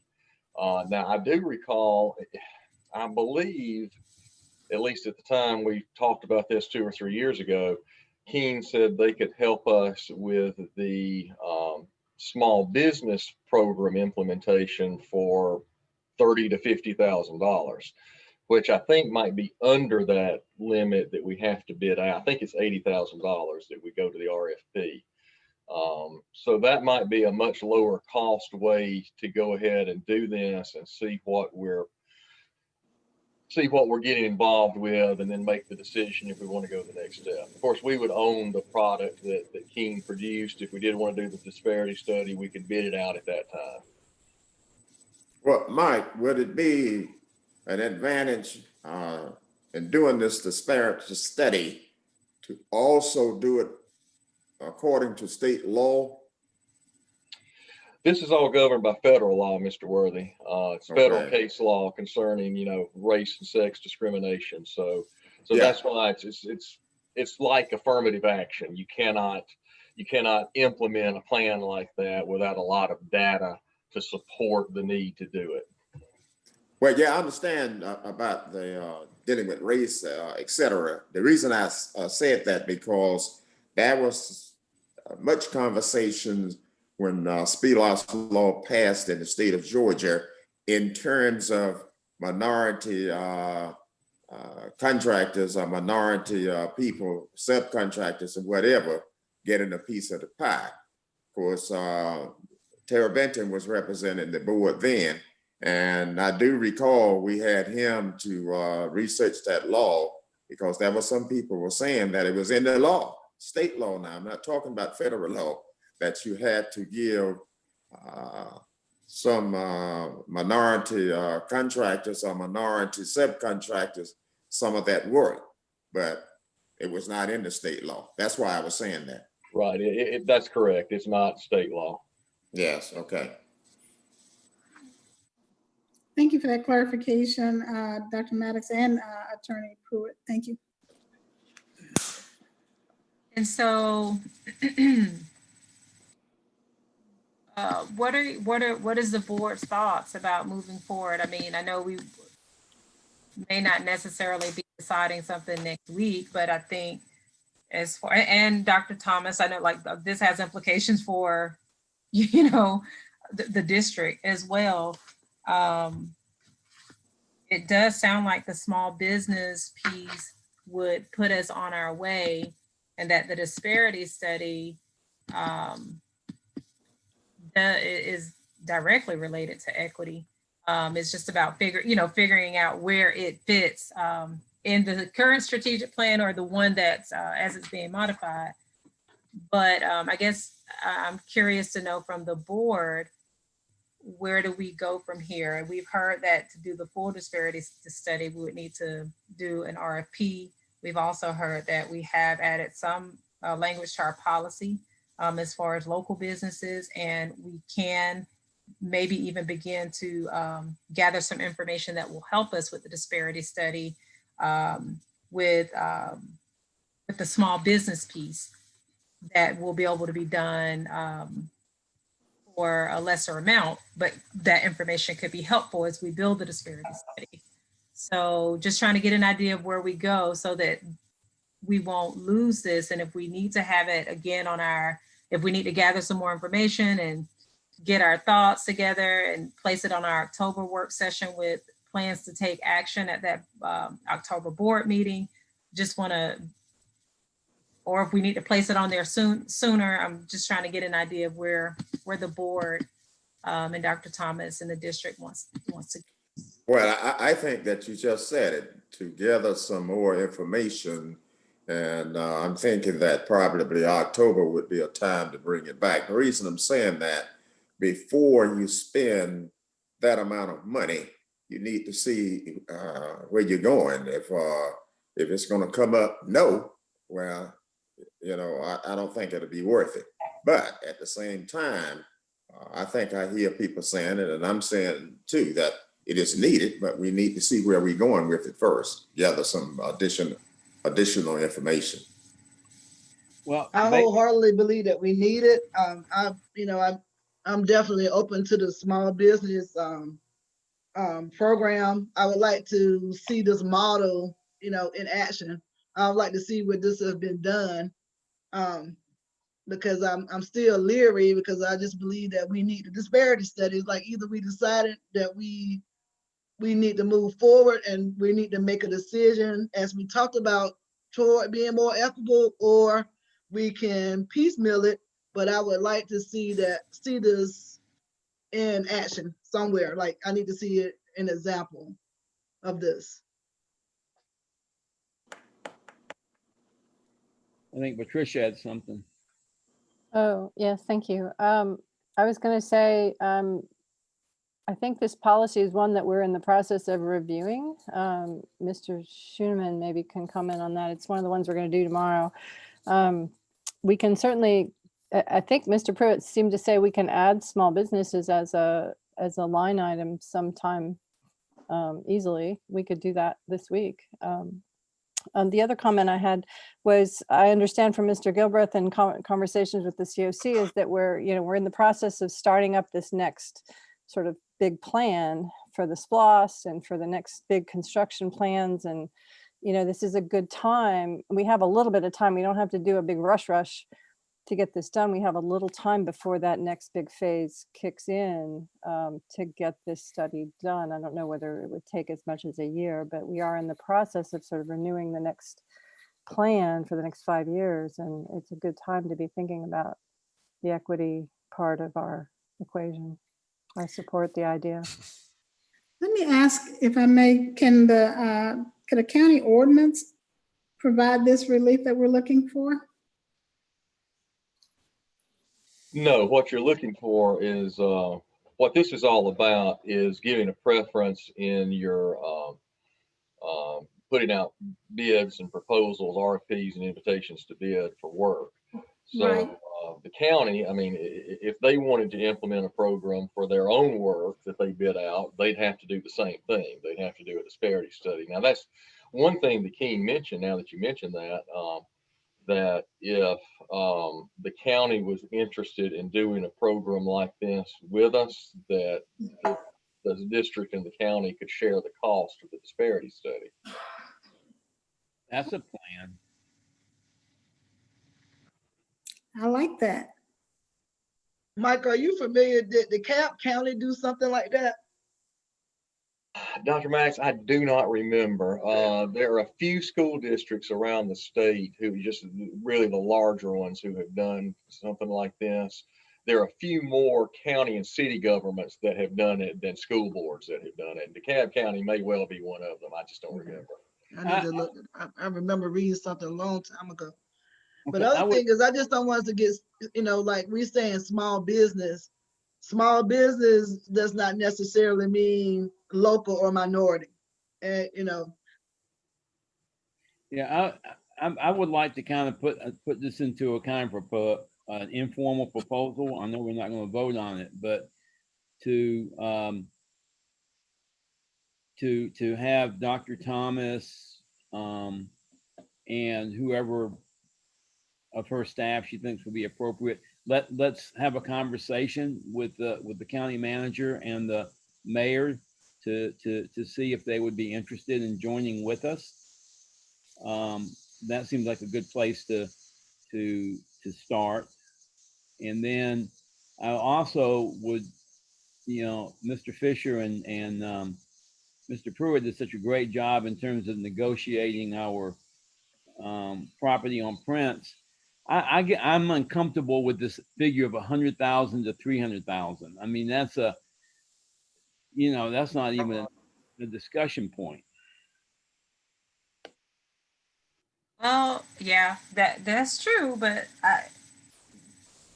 we may need to do more research, but I do think, before we start changing how we do business, it requires us to have as much information as possible. And it sounds like it's a pretty nuanced area to be sure that we are following the law, but then also able to meet our goals of being sure that minority businesses have access to the billions of dollars that come through Clark County. Dr. Thomas, how do you feel about you and staff reaching out to the county to see if this would be something, be it with small businesses with the goal, not just to end at small businesses, but to complete the full disparity study, just getting information from them and having conversations on if it's something that they may be open to or open to sharing the costs with the school district? Yes, I can speak to Mayor Gertz as well as County Manager Williams and see already kind of what work have they done in this area and what are they willing to, because this could be something that is a part of their strategic plan or strategic priorities as well. So I can reach out to them and then I will engage Attorney Pruitt as needed to help us move forward to getting information for next month. That would be great. And that way Thank you. we can have a, you know, just an update and just being sure that this isn't lost. It's a significant part of equity.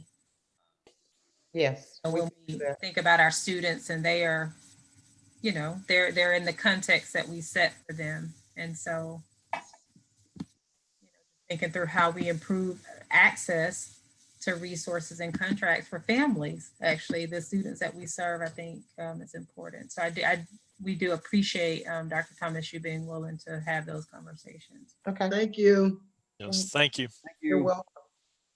And then also, just so it'll stay on our radar screen as well, like as Dr. Thomas, as you engage other stakeholders, and I know our strategic planning is sort of in process, sort of, but thinking through, maybe all of us can go back, even with the plan that we have, and just be sure that we read through it, but then in any modifications, try to see where this fits. I know it fits, but just being sure that it's got it. And even if it's not, and I think that the whole purpose for me asking that is to make sure that it goes forward as the initiative that we want to pursue in whatever strategic plan we come up with, because we want to kind of align everything with that plan, the work with that plan. Thank you. Mm-hmm. And the last thing in my section for me, then we have our presentations. I'm trying to click over here to the agenda, was just a Cognia update, and we will have our virtual visit. It's scheduled for December 7th and 8th. Participants will be able to meet with Cognia representatives via Zoom. We will have a 15 to 30-minute presentation to their team from Dr. Gant and I. We're working on completing the diagnostic tool. And in that, we will provide a narrative response that we work on collaboratively with district staff and our board members. And we will have a narrative response under each component of the standards that were addressed. And then we will be able to upload evidence of completion or progress towards meeting those standards. They will hold interview groups as they did before with community members, building leaders, board members, district staff, and those groups will be 45 minutes each. And excuse me, the primary areas that they're looking to see improvement, they just kind of summarize what was in our report, and that's just looking at our board training, how we handle our board management and efficiency of having meetings, and some of what we've talked about tonight, some changes of moving items from regular meeting to work session is kind of work toward that end. And then lastly, understanding the role of board members as governance and not operations. So those were the things they shared with us, and I need to get with Mrs. Moore to make sure that we have added to the website the template that Dr. Gann and I had shared before, where it showed what the standards were, recommendations, and our progress. So that's just my update on Cognia. And then now we will turn it over to Mr. Gaskins for us to facilitate. We have different people speaking our school reopening update presentation. Thank you, Dr. Thomas. So as you know, we are extremely excited that we are starting school on Tuesday, September the 8th, but we are also very anxious about what that is going to look like. So we have our updates to go over with you tonight. So our agenda, as always, we will talk about our health and wellness and metrics to reopening. We'll have an update from operations, which includes school nutrition, transportation, and technology.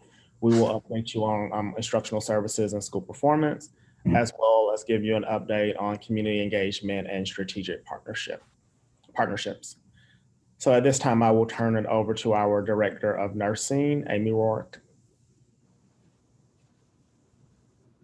Good evening. Hello again, Board and Madam President and colleagues. I am happy to be here again to give you a very quick update tonight. I feel like we have all been following the data pretty closely in recent weeks. We've all learned a lot about different resources and which data we're looking at specifically. So just a couple updates. GEMA, the Georgia Emergency Management Agency, is no longer putting out their situation report after September 5th. They are changing over to this new Georgia COVID-19 data hub. So it's kind of an aggregated website with a lot of different resources particular to Georgia COVID-19 data, but also you can look data up by county. So I wanted to make sure that everybody is aware of that. I've linked it in this presentation, which hopefully you guys will all have access to. And also the DPH daily status report is linked there too. I was going to kind of walk you through the data hub site, but I think in the essence of time, I won't. I did pull out some particularly interesting information in there stating that we have 130 cases of COVID as of yesterday. That number went up today to 132. But in children between the ages of 5 and 14. And I think that's an important number to look at as we think about our schools and bringing our kids back. So if you can go to the next slide, please. Just a quick reminder here of our proposed reopening metrics. I will say that the cross-functional teams have been meeting and I've really enjoyed those conversations and the work we've been doing, bringing in some public health experts. Dr. Anderson has been on the team, as well as other community members and teachers and administrators, and just kind of having some thought partners as we look at these metrics and our reopening plan. It's been very valuable. And we evaluated it this week a little bit, talking about, are these metrics still reasonable? Do we feel like, we need to pivot or adjust based on public health guidelines? And the consensus of our cross-functional team this week was that these metrics are reasonable and responsible considering the state we're in. And so we're going to stick with them for now, but that everything is prepared to pivot as needed and with recommendations from our local health authorities. But basically, as you remember, we're looking at two metrics. We're looking at a 5% positivity rate, and we're looking for our cases per 100,000 to be at 175 or below in order for us to start planning a face-to-face return. Those are the two metrics that we're going to look at for trends. So we're going to look at 3 reports of 14-day trends that would be in a decline. However, the final 14-day trend would need to fall within that 175 or less cases per 100,000. You can go to the next slide. So these are just the reopening metrics that I've outlined here. The DPH does put out the 14-day trend. I've linked them all through the dates here. So if you click, you don't have to click on it now, but board members, feel free to click on August 10th, August 17th, August 24th, and those will take you to the actual 14-day trend reports. But you can see our cases per 100,000 are, higher than we want them to be, between 323 and 451, 454. And our positivity rate over the 4 14-day trends, is pretty consistently 9 to 9.5%. The UGA effect, though, we are all aware is in full force right now. And those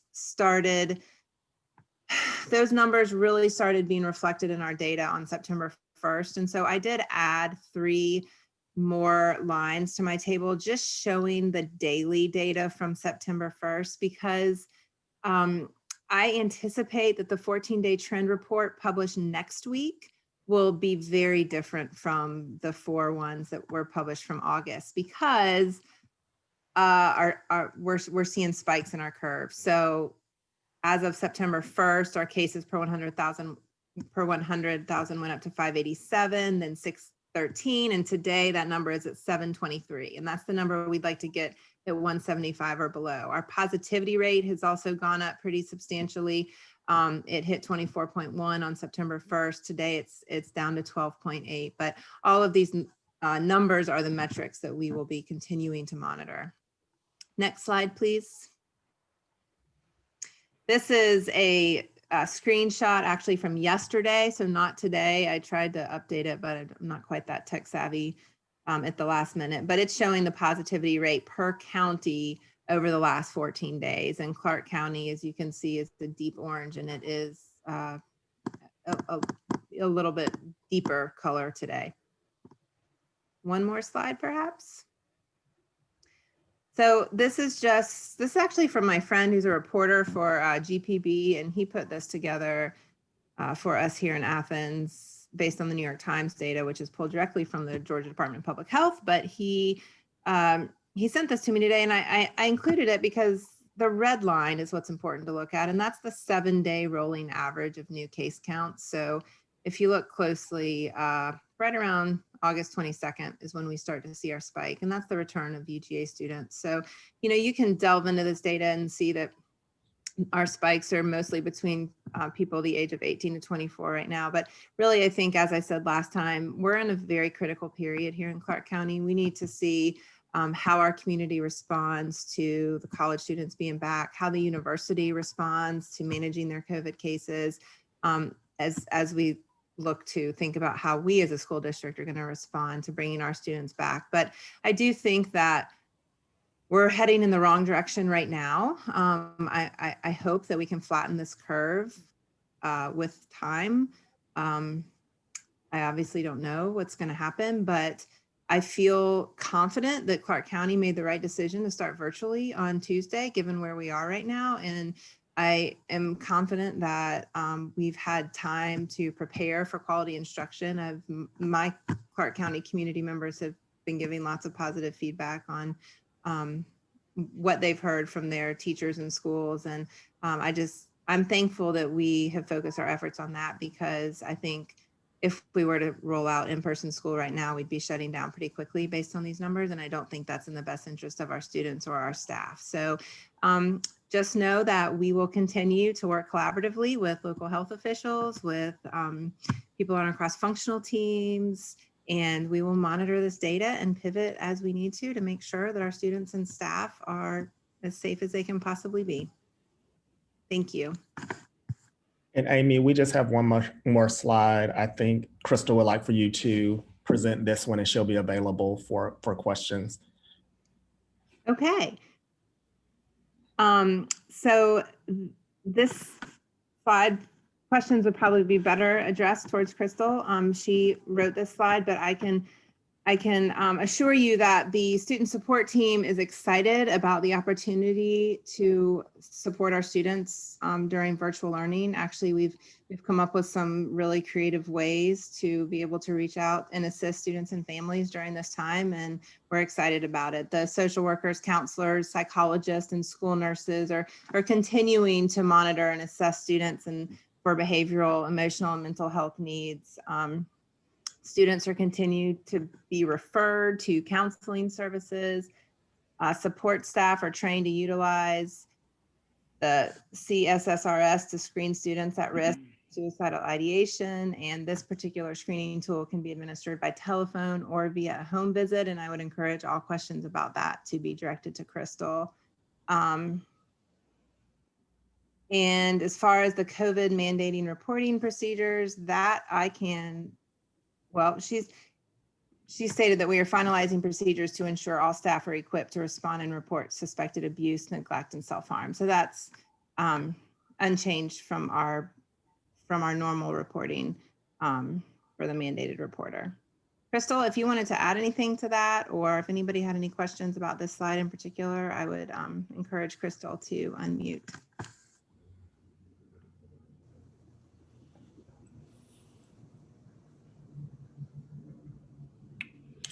I do want to say, Brandon, I'm sorry, just two really quick things regarding the last slide in terms of social emotional health. We recognize that, and really more emotional and mental health, should I say, rather than social emotional health, that the impact of the pandemic has been very significant, not just in terms of physical health, but mental health for so many. And so it's very important that our teachers are aware and recognize signs and what students need in terms of support, and then also recognizing how we will handle child abuse and neglect with us being mandated reporters. It will look differently than it does now, but it's still a critical role that our teachers play. So that will be important. And as someone mentioned earlier, our new executive director of school supports will begin next week. And she's actually here listening in tonight. So this will be a big part of her work in leading her team through this.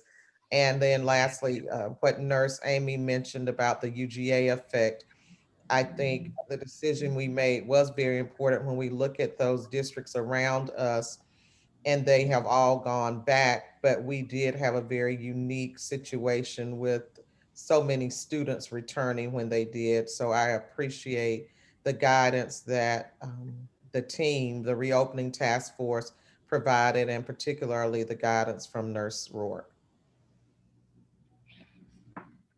Thank you, Dr. Thomas. So we will turn it over to Mr. Fisher. Thank you, Mr. Gaston, and Mr. Duke and Miss Paula Farmer. They are here, so I'm gonna go ahead and let them talk. I do want to report out to everyone, to our board and to our superintendent. I just got a text from the Athletic Association. So $4,500 have been raised so far, but they're expecting some big things in the coming days, in the coming weeks. So I just want to bring everybody up to speed on that. So Mr. Duke, would you take it away? Absolutely. Good evening, everyone. To jump right in, I've got a kind of a brief technology update regarding devices and connectivity. We've got some questions around each. We do have a sufficient supply of devices for grades 3 through 12. We've got enough devices that could probably go lower than grade 3, but I don't know if we can cover all of second grade. So that's what the Chromebooks for then. And great, like Greg asked a while ago, those are the last estimated time of delivery that I have was late September, early October.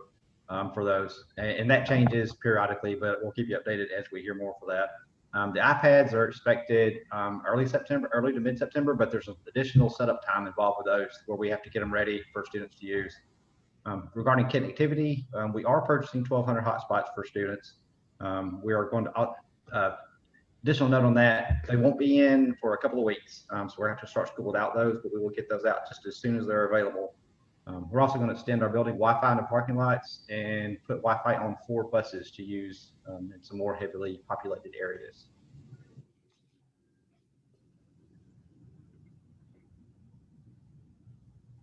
Thank you, Taylor. Next slide is for Ms. Farmer.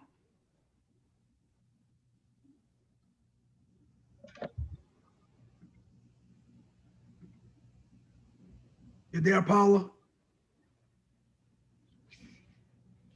That's pretty funny.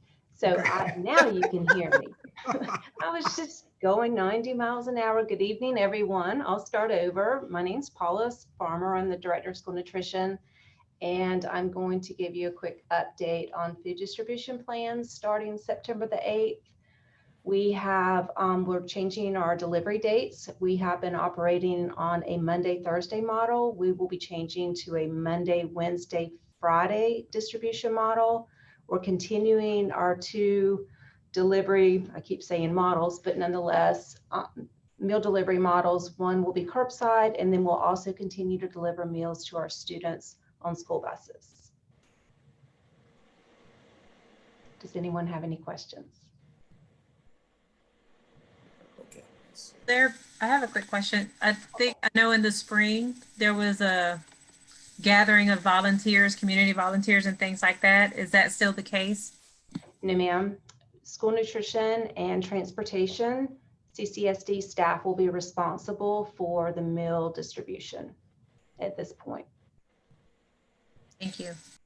Again, we have engaged the neighborhood leaders to help us with the survey and getting information out. So we think they're going to be very helpful also as we move forward. Thank you. Thank you, Mr. Fisher, Paula, and Taylor. So as we look at our instructional services and school performance updates, our focus is on special education and evaluations. That is very pressing for this time of the year. Our schools have done amazing jobs around instructional preparation, so our students are ready for some great first-time instruction. And then our focus has been on social emotional learning.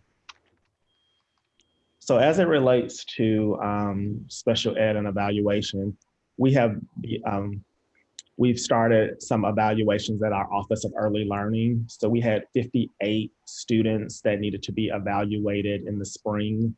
And so we have worked with our school psychologists as well as members of our staff to have one-on-one evaluations at our Office of Early Learning.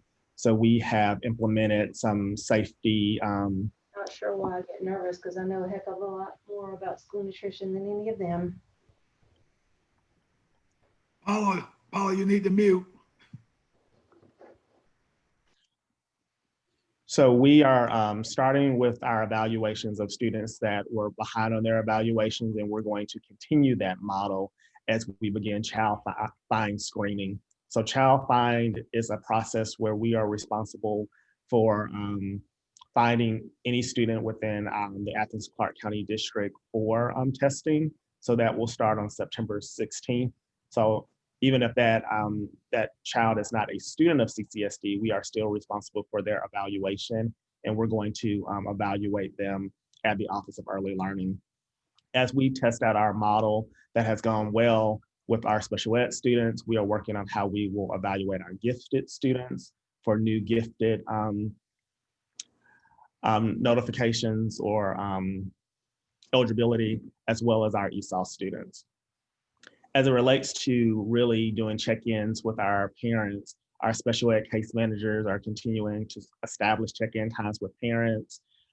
They are working with these parents with their individual virtual learning plan meetings. So we do ask parents of students with disabilities, if you have not been in contact with your case manager, Ms. Heidi Hill is keeping track to make sure that those are happening with fidelity. But if you have not received yours, please contact the school or contact my office, and we can make sure that you are getting in touch with those case managers. And then just as an additional level of support, we are really committed to meeting weekly with all students and parents with students with disabilities. We know that this is a difficult time for all parents, but also we want to just be just very empathetic to our parents who have students with disability to make sure that they are progressing and meeting their IEP goals, as well as their academic goals in a virtual environment. As it relates to preparation for the school year, we are very confident that our teachers are prepared for September 8th. I've had the great honor of being an observer in several mock lessons that our schools have held. So I was at Hillsman Middle School, and each of those teachers did a mock lesson for their colleagues as well as district staff on a lesson that they would present to students when we come back to school, and we were able to give them feedback. And so we always say we don't practice on children, we practice on adults. So when we do get in front of kids, it's our best effort, and there's no misconceptions that are communicated to kids. So we have, grappled with things as far as, videos being able to upload and students being able to share or teachers being able to share their screens. So this was a good way to kind of do a practice run so we don't have those same challenges when school starts. We are also continuing to collaborate with teachers during this time. 6 weeks seems like a very long time to start for school, but it doesn't seem like enough time. But I think a positive part of a 6-week pre-planning window instead of a 1 week is that our teachers have really been able to work together in their own buildings and across the district. And then we are continuing to work to equip our teachers to serve students who need additional remediation. So we recognize that we have students that are 2 or more years behind, and we really want to make sure that we're providing them with the appropriate remediation in a virtual environment. So something that is also very important to me, as well as the board and our cabinet, is the social emotional learning needs of our students. So we will have a universal SEL supports for all students. So this will be set aside time and schedules at each level, elementary, middle, and high school for SEL.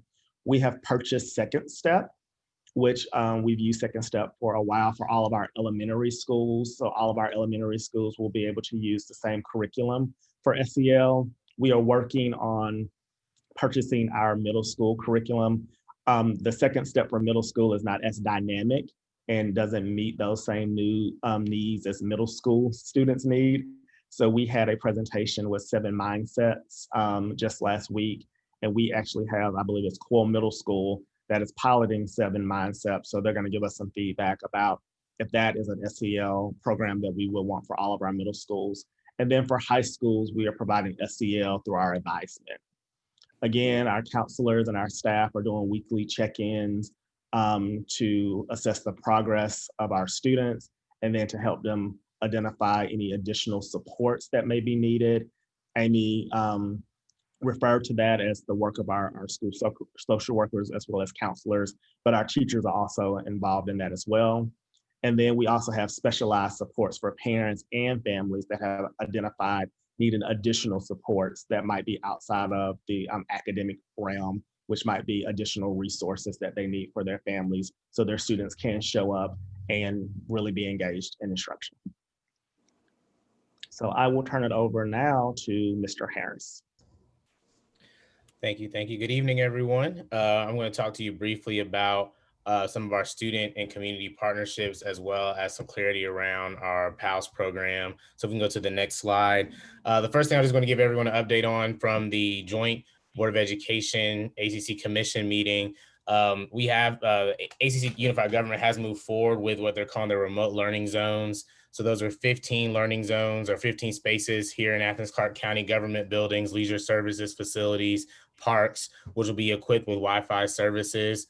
I'm working with our communications department. We're going to be pushing information out. It's already on our website. We're working with their public relations and marketing assistant to ensure that we kind of use the same language and that families know that our CCSD devices will auto connect to these Wi-Fi hotspots, but it is for CCSD students only. So, you know, that's why we're calling them remote learning zones. Adults and parents aren't going to be able to come in and use the free Wi-Fi. They're reserving that for our students so that way they have enough bandwidth to finish their learning and engage in instruction that they'll be receiving through our teachers. So that went live. And so we're pushing the information out. Again, it's on our website. The second thing I want to give an update on is a desk for students. So we're in the process of working, we're partnering with our operations department to sell some of the surplus desks that we have in some of our older facilities. We do have several students, as you know, and families who may be in need of desk at home to create a learning space for their students. So we are working in partnership with the operations department and with our contracts and purchasing department to sell those desks off for $5 a piece. So you all will see information about that coming out. I believe we actually already started pushing it out earlier today. And so we want families to be able to come pick up a desk. You can set it up somewhere in your home. So that way you have a space for your child to learn. So we're excited to get that off the ground. And those are the 3 dates on the slide that parents will be able to come by to the Old Gaines facility to pick up those desks. Not lastly, but DECAL, many of y'all may already be aware, but the Department of Early Childhood and Learning through their SOLVE program have approved funds to help support families who need access to childcare through a licensed facility. So parents who have students under the age of 12 can apply for SOLVE funding through DECAL. There's a link on our website. We've been working with our social work department, our family engagement specialists, and our neighborhood leaders on getting information out to community members. But basically, as long as they're financially eligible, they can apply for funds through DECAL to pay for their childcare at one of the many licensed facilities we have here in Athens. A lot of our childcare providers have now updated their information on the Koala website, which is where parents go to find a childcare facility. And what they'll notice on that site is similar to programs that you sign up to. It'll show how many open slots they have for school-age children, because they are, as a licensed facility, they do have an accrediting body that makes sure that there's a certain amount of spots that children can access. So we're pushing that on the website. You'll be seeing more of that information on social media, as well as many of our staff are reaching out directly to parents to let them know about that resource available to them. We have many, many partnerships that are going on, but it wasn't my goal to go through all of them today. I do want to give a personal shout out to our many business and industry representatives. I know it was mentioned earlier from Dr. Maddox. We've been working really closely with the chamber And with a lot of our area business partners, WNA Engineering being able to donate those funds to get 3,500 headphones for our elementary students. We do have another partner who hopefully will be announcing probably within the next 48 hours or so via email to me, who will probably be providing headphones for the remaining elementary students or middle school students. And so we wanted to get headphones with mics. We didn't want to assume that all students had that resource. We also have several business partners that have stepped up and who are going to be donating funds for students to have, of course, book bags and traditional supplies we think about. But as we start to really think, how can we support our students? A lot of our partners are thinking outside the box. Organizations such as Asala have recently donated funds that they want to go towards using school supplies. Again, we just have many, many great organizations in town who are really stepping up to help our students and help us as a district. So my team, we are documenting every partnership, every person who supports us. Our goal is to recognize them publicly. We want to have them on our website, but we also just want to make sure they know that we appreciate all the, not just funds, but the work and time that they're putting in, the thought that they're really doing to make sure that our students and our staff have what they need. We do have some partners who really want to support teachers having what they need as well. So I'm hoping to one day have a comprehensive list I can bring before you as a board. And maybe when we have our handshakes again one day, we can get all of our partners coming through the line, shaking your hands just to thank them for their participation. And the last thing I want to do is provide some clarity around the PALS program or the PALS initiative, because I very explicitly want to say it's not a program, but PALS standing for the promotion of advancement of learning for all students. I recognize there may have been a bit of confusion, and I do apologize to any community members who may have been a bit confused that PALS was actually my attempt to create pods, and that was not the intent of the program, but simply was to help create. It was an ongoing effort that started earlier in the spring, really to help bring together high impact youth organizations who could offer enriching and engaging programming to our students while they are engaged in online learning. As you know, we have many nonprofits in town, but we also have a really great subset of organizations who work with our students day to day in the buildings, in the communities, in their neighborhoods. And because of the COVID-19 pandemic, access to students just looks different. And so my office really thought about how could we bring these partners together to provide information to families and to students. So that way, if a family is looking for a program that's going to help their child with tutoring or decision-making or life skills or career development, there's a comprehensive listing guide available for them, but also recognizing that some parents may still be looking for enrichment opportunities for their students from that 3 to 5 hour or early in the morning, depending what time of day it is, and their child can log on and see, here's a calendar of activities that are available for you. Here are the organizations that have open seats available for you to kind of take part in that. So I did want to clarify PALS. And again, I apologize if there was a confusion that I was creating pods. That was not the attempt there at all. But I do think the partners who have signed up, we're still working on getting everything in place, but I'm hoping to have that list published within the next 2 weeks. Really excited about the many community organizations who already are doing great work. And so they're just looking for ways that they can still do it this year with our students. And so their passion fires me up because they really want to continue their programming. A lot of them been doing wonderful things already in our schools. So now they're just hoping that we can find ways that they can continue that work from a virtual environment. So that concludes my update. Thank you, Lawrence. And Dr. Thomas, I will turn it back over to you and we can open it up for any additional questions. I'd like to start if I could, Dr. Thomas. Yes. Okay. First off, I do want to share the experience I had of being tested at 1 o'clock on a Tuesday at Hillsman Middle School for COVID, and the results came back Wednesday at 9 a.m. No, Thursday at 9 a.m., which I thought was fantastic. Is that, Amy, is it, I mean, that is great. Is that about the fastest that we're going to have until we have some type of test where you're actually testing saliva? I'm glad to hear that story, and it's consistent with other things I've been hearing from community members and staff members who have gone to the Hillsman Health Center. The PCR test is resulting a little faster right now. Most people are getting results in 24 to 48 hours, which is a huge improvement from a few weeks ago when we were waiting 5 to 7 days for results. That does continue to be the test that we recommend, as it's the one that's recognized by DPH. If you get a negative antigen test or a negative rapid test, the one that comes back in 15 minutes, DPH requires that be confirmed by a negative PCR test. So school nurses across the district are just recommending that everybody have the PCR test initially. And we are very encouraged by the fact that we have heard the results are coming back in a much shorter time frame. 24 to 48 hours is about the quickest we've seen. So I'm glad that your experience was consistent with what I've been hearing around the community. Yeah, it was fantastic. But Dr. Thomas, I wanted to, and I don't know if I get very frustrated when I once in a while I do venture out. I put my mask on, all this kind of stuff, get all tooled up, and I go into a store, and there are middle-aged people. I know they have kids in the school district who are running around without masks, and I feel like there is a disconnect in the community. I almost feel like I need to come out with a card that says, please wear a mask. This is one thing you can do to get your kid back in school.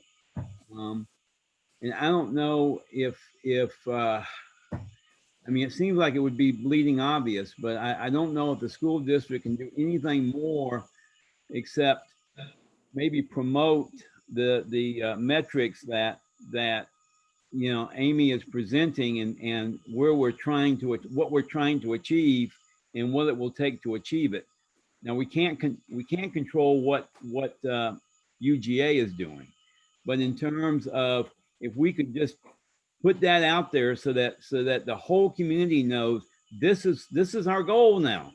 We want kids back in school, but we need the community to help us reach these numbers.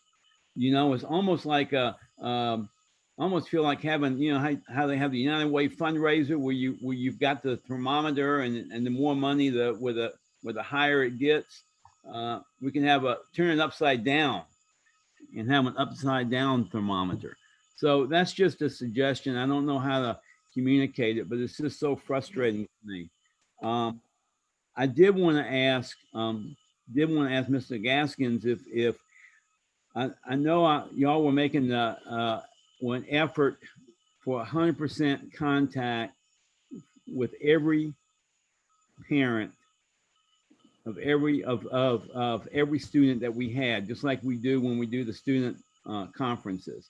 And I just wanted to know how successful we were in each school making that 100% mark that you asked them to reach, so that we're contacting every parent of every child. And if we're not quite there, how close are we? Mr. Davis, I want to be able to provide you with hard numbers. What I'm getting ready to tell you is anecdotal, but we can follow up.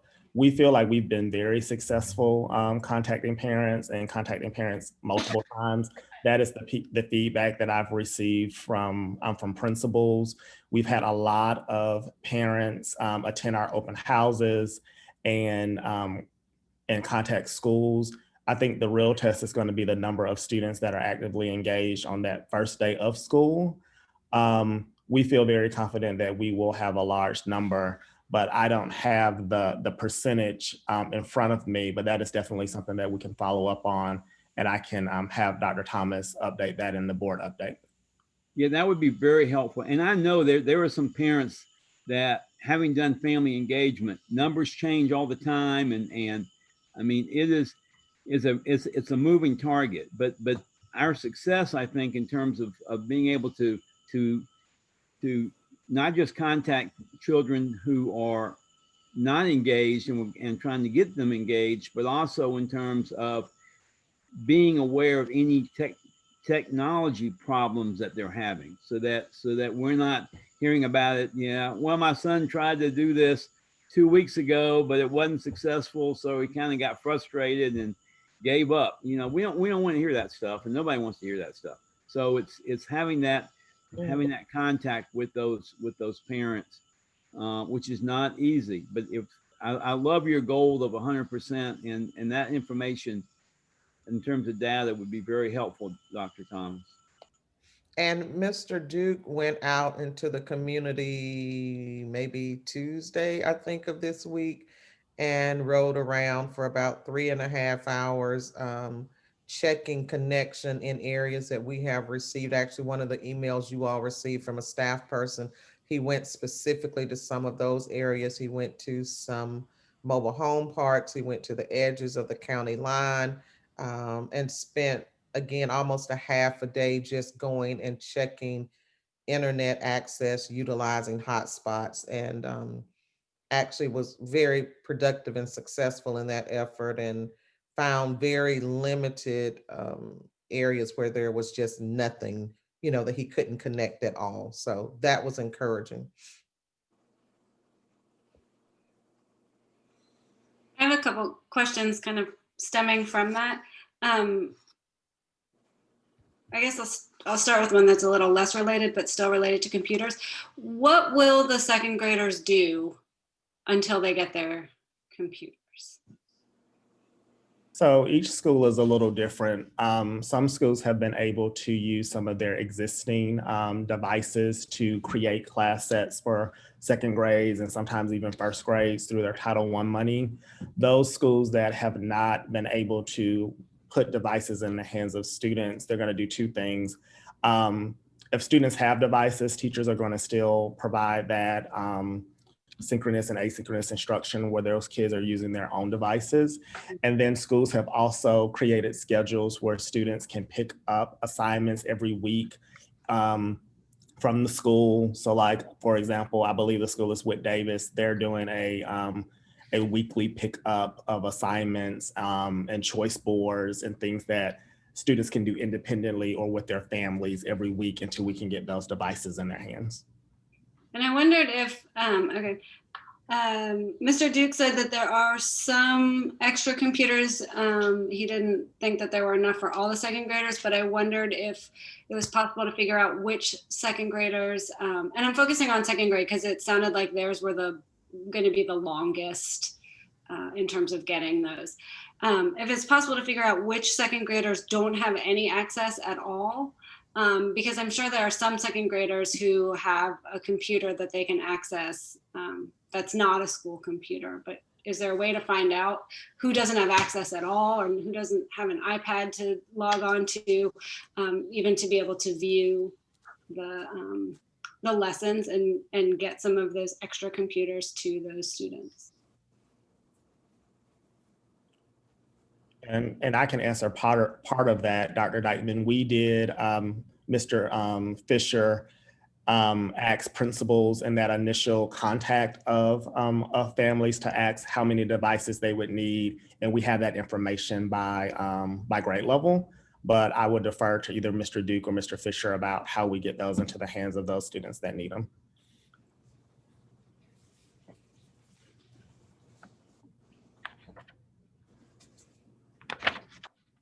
I mean, we can definitely pull some back from the high schools have like an extra grade worth of devices because everybody kept their devices over the summer. But the one thing you don't want to do is to hand out all your devices. Then students in grades 3 through 12, when their device has an issue, we have nothing else to give them. So you have to kind of keep that in mind and weigh those issues as well.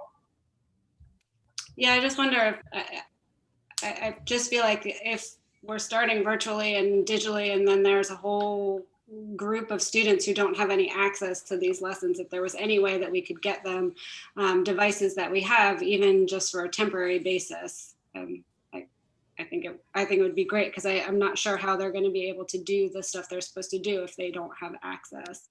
Right.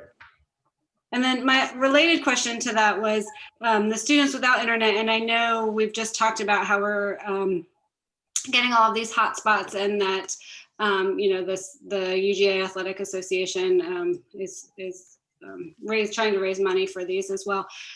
What we talked about at the ACC Board of Education meeting, was it even this week or last week, was hotspots versus internet service in their house. And so I just wondered how that decision was made, or what the benefit of hotspots versus being able to provide them internet service in their house. Hotspots, I agree with Mr. Davis. Hotspots, having internet in your house is the best option. So out of the options that we can provide, which is, Wi-Fi on buses or extending Wi-Fi in parking lots. Hotspots is our best option to get Wi-Fi into people's homes. It's $20 per month. That's probably cheaper than anything you can get when that's installed permanently, which is part of the reason we were driving around trying to make sure that the signal was adequate to what you need to do. And it turned out that it was. So we felt that was the best option to get internet into the most students' hands. Mr. Duke, that's less, maybe intrusive isn't the word, but it's portable. So It anything is. else we do, Yes. we would have to get people's homes wired, right? Correct. Right. Okay. Thank you.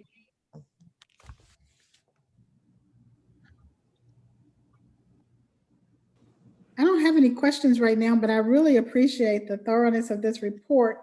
And will this slide presentation be available to us? It's in board docs. In board, it's already there? Did I miss it? It's there, yes, ma'am. We Well, I updated missed it earlier. We just updated it a while ago. We met with Tab earlier today and we had some revisions. And then after we made those revisions, we added it right before the meeting. Okay, very good. Thank you so very much. I did have one question about the, I lost it that quick. It wasn't the internet access. Oh, textbooks. Are we doing textbooks this semester? So I like to call it curriculum resources. Sometimes that includes a textbook, sometimes that doesn't. For our early grades, our math book does have a workbook that schools have deployed this week during their open houses.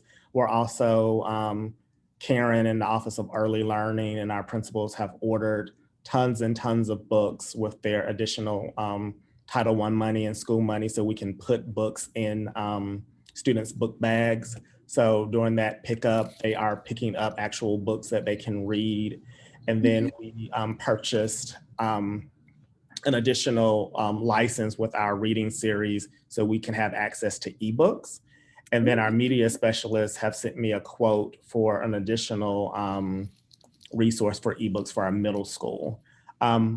A lot of the resources that we adopted, particularly at our secondary school, they actually come with a book and an electronic copy of that book. So we're using both. That's excellent. Thank you very much. And guys, I can tell you have been working really, really hard around the clock. I know I read around the clock, but you guys are just really, I'm feeling so much better about school starting Tuesday. I really, my comfort level has gone way, way up. Thank you so much for the hard work. Thank you, Ms. Davis. A quick question. Yes, ma'am. I think it may be for Dr. Roark, but you mentioned that inside, like with the numbers, those measures like the 5%, and then I think the cases that were below 100 as markers. Is that realistic? With UGA having just an influx of people, and I know that's outside of our control. It's really hard for me to see like how realistic those numbers are and like if we'll ever even be able to go. And I know I'm asking you like to read into the future, but I just don't see how we get the numbers down when there are 30,000 or however many extra people here. And then it has this impact on our students that don't get the face-to-face learning. And so I'm curious about your projections or the medical field's projections, as long as we have like the population that we have. And I'm laughing, Dr. Gant, because she and I had this conversation, I think just last week, wasn't it, Nurse Amy? Yes, it tugs at all of our heartstrings about what to do about this situation, because it now more than ever feels more disheartening when we look at the numbers. 3 weeks ago, we felt a little bit more optimistic about the trending numbers. And in fact, the rest of Georgia looks okay too. Cobb County announced that they are reopening that they announced some reopening phase plans tonight in the AJC actually, but when you look at their numbers, their positivity rate right now is 6%, and they're at 200 cases per 100,000. So they are starting to have the conversation of reopening. But I appreciate your question, Dr. Gant, because it's something that we've been discussing a lot amongst the cross-functional teams and on our internal conversations. Dr. Thomas and I were just discussing that, and that's why we did look at our metrics. You know, do we need to revise these to get our kids back in school sooner? What can we do? And at the end of the day, unfortunately, it is what it is. And we in Clark County are affected by the multiple circumstances that other counties don't have, namely 40,000 students that have recently returned. And we just have to take that into consideration from a public health standpoint. I would encourage Dr. Anderson to weigh in if she has any additional input into that. But I think we just, for now, have to sit tight, focus on virtual instruction, and wait and see what happens for the next month or so, and really hope that we can flatten the curve and that folks make good decisions and can allow us to get our kids back in school. But I share your sentiment that it's discouraging right now. The numbers are not going in the direction that we want. Thank you for that information. Thank you for asking it, Dr. Gann. I wanted to ask that, but I didn't want to be a Debbie Downer. Not that you were, but I really have that same concern. Thank you for asking that. Yeah, I just don't see how in the world, I mean, I know we don't have any control over this, but then, you know, and I don't even know that this is your area with government relations, but, and of course, these are operational decisions, but I've just really been thinking through, like, how do we even use our voices as elected officials? And I know one area impacts the other, you know, their economic impacts and things like that, but it just seems like we're one of those, we're a vulnerable county. We have families that cannot afford to be at home with their children.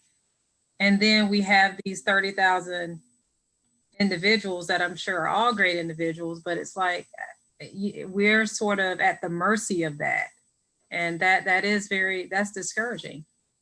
But that was the struggle she and I had, because it tugs on my heart for our families and hearing families. I shared with the team, I was just at the Dollar Tree the other day, and I was listening to a mom talk to another customer about how, you know, her kids start next week and she needs to be home because she doesn't want them getting farther behind. And so then she had to ask her manager, could she work nights? And so fortunately, she was able to work nights, but I don't know, is that really fortunately? Because now her kids are at home evening and nights alone, so she can work, so she can be home and teach during the day. I mean, and those are the things we hear. And it does make you really ponder how those metrics we've developed, will we ever be able to attain those with that UGA population? And that was what Nurse Amy and I talked about. And, you know, which is why when we initially rolled them out, we said, this is tentative, we may have to be flexible. So those are all things we're going to have to consider as we, you know, we were really on a good downward trend in Athens when you look at the graphs that she shared, and then things spiked back up when the students returned. And so we were really making progress. So it's just something really to think about. And the thing is, we can't just rip the students out of the community, because there's a lot of staff people. There's thousands of staff people that go in every day and interact with these students, and they have kids, and then there are folks. And I mean, again, I think it gets back to trying to and this may be too heavy of a load for just a school district to do, but to really have a campaign where, you know, I mean, people at least should be wearing a darn mask. I mean, it's just, you know, and you know, I think the county commission has you know, tried to shut the bars down, I think till 11:30, and they're being taken to court for that. But I mean, the community needs to know that the consequences, I mean, the community needs to know what we're looking for, that we're simply not not saying we're having virtual school because we're having virtual school because things aren't right. I mean, we have specific targets that we have deemed as critical to safely bring all our staff back to work and all our students back to work to protect the families as well as the students and as well as the staff. And so I would just like to see that really, really out there. Anybody who's been in internal meetings with me recently has heard me say that I'd like to shout from the rooftops and ask everybody around us to make better decisions, because if anybody deserves to go back to school, it's our kids in Clark County. They should be going back to school first, I feel like, before other folks and in other areas. But unfortunately, we're paying a price for other people's bad decisions. And I don't feel like that's fair to our Clark County kids. And so that side of me does want to adjust our metrics and does want to get our kids back in school. But the public health common sense is it's not smart. People are going to get sick. Our numbers are way too high right now to bring people back into buildings. And I just think we have a responsibility to our kids and our teachers and to our community to listen to those numbers and to take that seriously. But I definitely share everybody's sentiment that it feels like something's backwards here. Yeah. Dr. Knox said exactly what I was thinking. We would have been back probably, or heading back, at least like phase 1 of the return. And so it's frustrating. Yeah. And if there's something that the Government Relations Committee can do, I'm all for it. I'm sure Greg is too.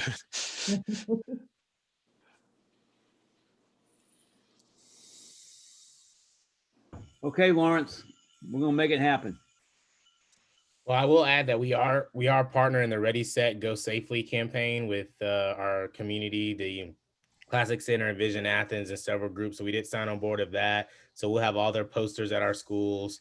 We did just recently get another shipment of the wear mask street signs. So we're having those posted at all of our facilities across the county. So I think to your point, Mr. Davis, of having a campaign, we're definitely working on getting that information out. So that way we can start encouraging people to make safe and smart decisions. Now, if they read the signs and follow through, that's on them, but we're at least going to provide the information.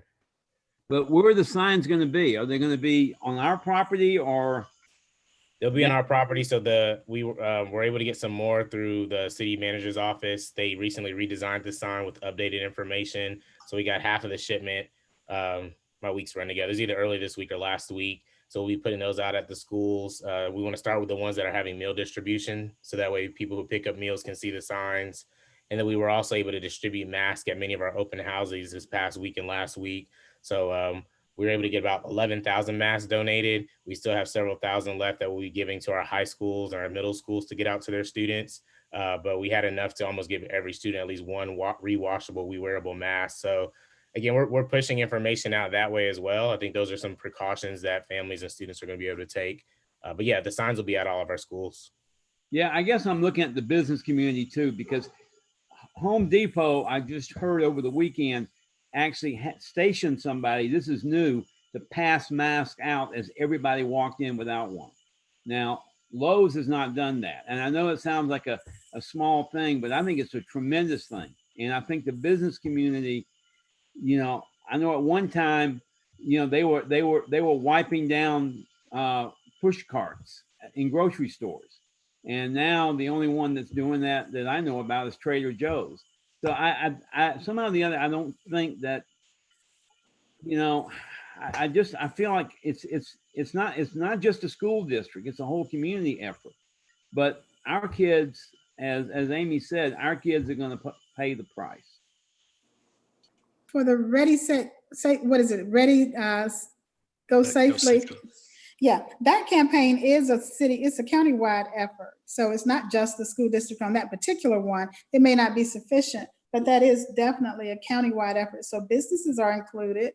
I know we have them, well, I heard that we have them over at Athens Tech. I haven't been on campus lately, but that was an Envision Athens initiative that's been they've been working on that all summer. And actually started in the late spring on that one. So that one should be much more prominent than just the school system.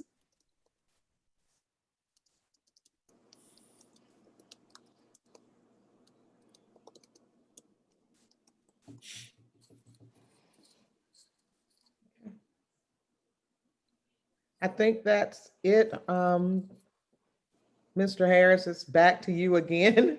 Our charter system update, this one will be short. And then we have Dr. Ramirez for the FY21 CTAE and Perkins Plan review so that we can get that approved. So we will have action items related to 6.5 and 6.6, and then that will conclude my report.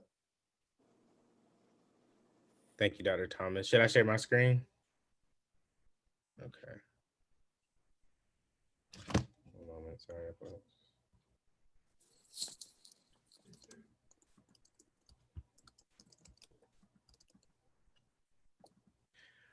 Okay, so I have a very brief 5-slide PowerPoint for you all, just to talk to you about our charter system contract. So many of you are aware we were approved as a charter system back in 2016. We have a 5-year contract that expires in 2021. That would actually be the next school year. The way the contract renewal works is that you do start the work on renewing your contract 1 year prior, which would be this current school year that we are entering now. So as my office and team, and we're working in collaboration with Dr. Thomas, just really working, and Sherry Gibney Sherman, who's our representative for the Charter System Foundation, and from that work from the state, we're recommending that we request an extension on our current charter system contract to add 1 year. Mainly, and I'll get to the reasons in our next slide, but just to kind of tell you what that means is that an email would have to come from Dr. Thomas's office requesting the extension, a proof that the board approved the action to add an additional year to our contract, and then the signature from the board chair on that resolution.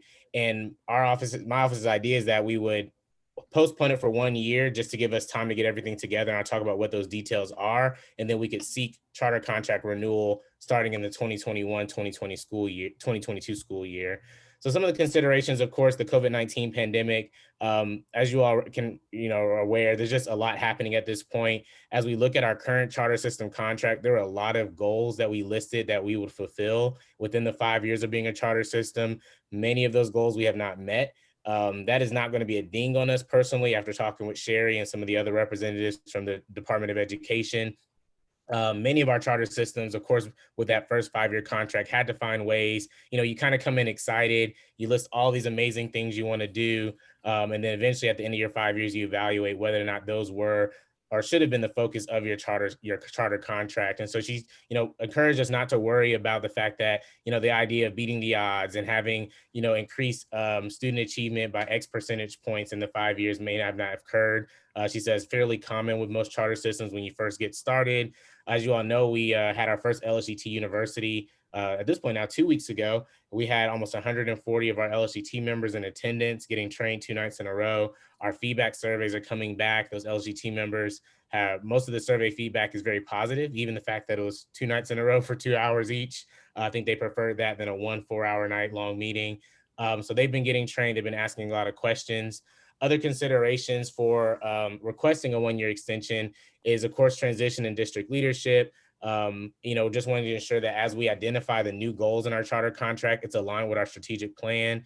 We want to make sure that what we're saying, and if the board does decide that we're going to renew our charter contract, that the things we're committing to in that new contract certainly are achievable.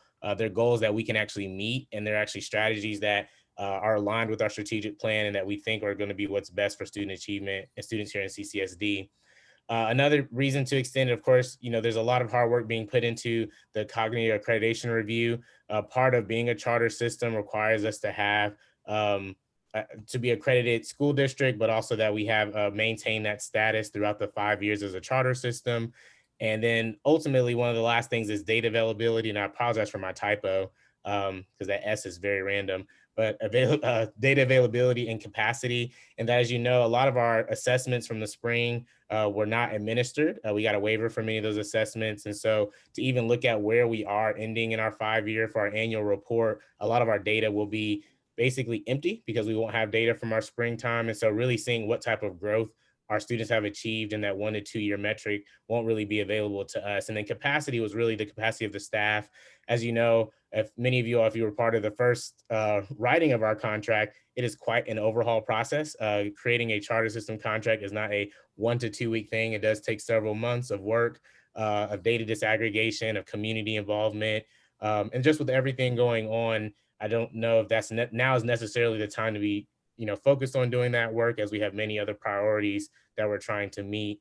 And so as talking with Dr. Thomas and Ms. Gibney Sherman, the last slide is resources and links that I wanted the board to have, which is a link to our charter system contract. And then the secondly goes to the annual reports that we send to the state every year.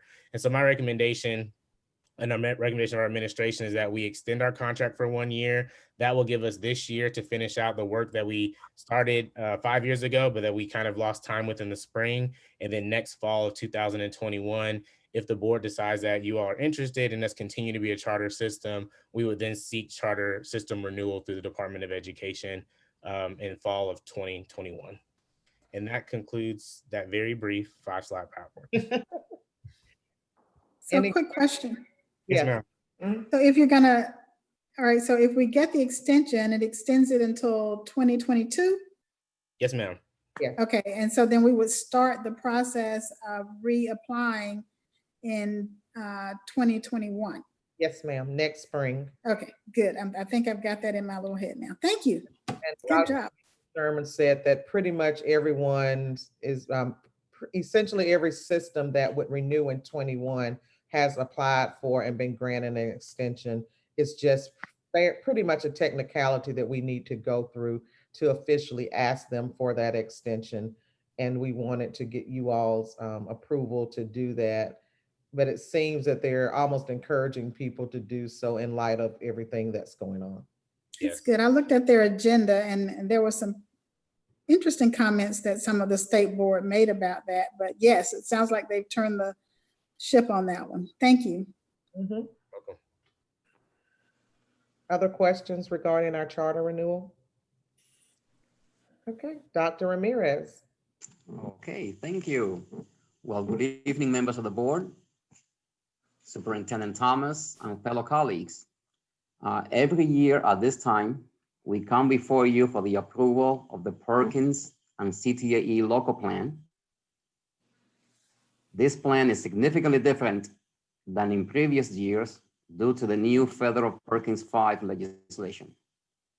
Our CTAE program is now a grades 5 to 12 program and not 7-12. This is a very welcome change. The local plan was developed with input from stakeholders as mandated by Perkins 5 legislation. The plan required that we conduct a comprehensive local needs assessment in 6 areas of focus and the identification of our greatest areas of need, our overarching needs. There is also a new student performance accountability system based on 10 indicators with performance targets. Today's presentation will provide you with more details about the changes to the local application and information to our pathway offerings. Next slide, please.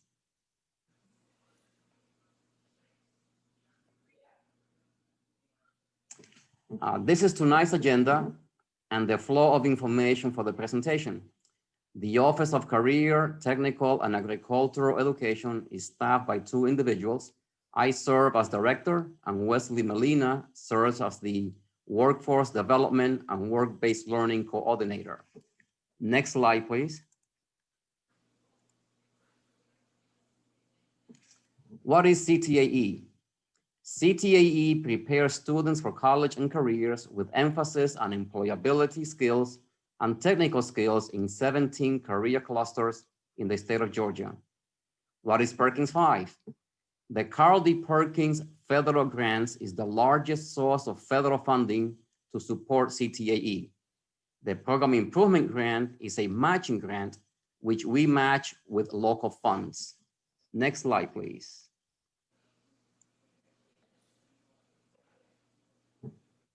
CTAE promotes college success. In the state of Georgia, CTAE students who complete a pathway have significantly higher graduation rates than typical students. For 2019, Clark Central's pathway completers had a graduation rate of 94.87%, and Cedar Shoals pathway completers had a graduation rate of 96.77%. Next slide, please. CTAE promotes employability skills.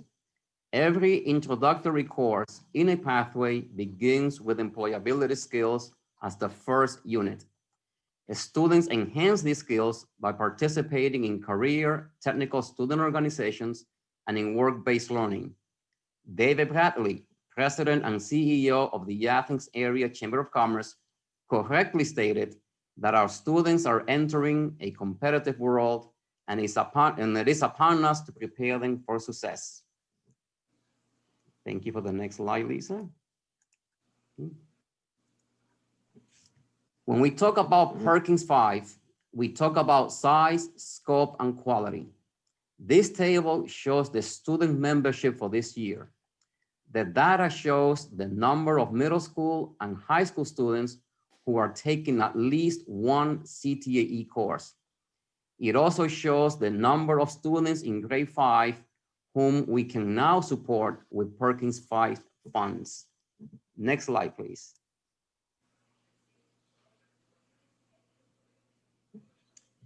Here are some quick program highlights achieved over the past 2 years. Every middle school principal added a new CTAE program with a full-time teacher. BHL Middle School started a high school level agriculture course for 8th grade students where students earn high school credit. 2 new paths open at ACCA, teaching as a profession and advanced manufacturing and welding. New introductory courses in AV technology and film and teaching as a profession were started at Cedar Shoals and Clark Central High School. And students from Cedar Shoals High School won their state competitions again this year and are competing at the National FFA Agri-Science Fair, the highest level of competition for the Future Farmers of America student organization.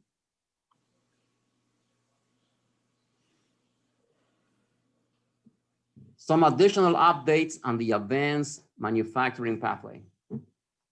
The advanced manufacturing and welding pathway opened with the financial support and expertise of the manufacturing industry and ACCA board members. 32 students are enrolled in the initial class. The lab construction is complete.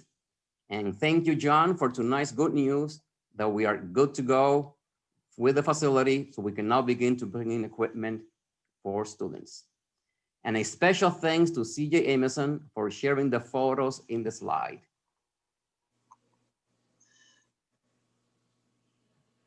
This table shows our middle schools and the new CTAE offerings we added in the past 2 years. These new programs align to their high school feeder pathways and to select pathways at the Career Academy. Next slide, please.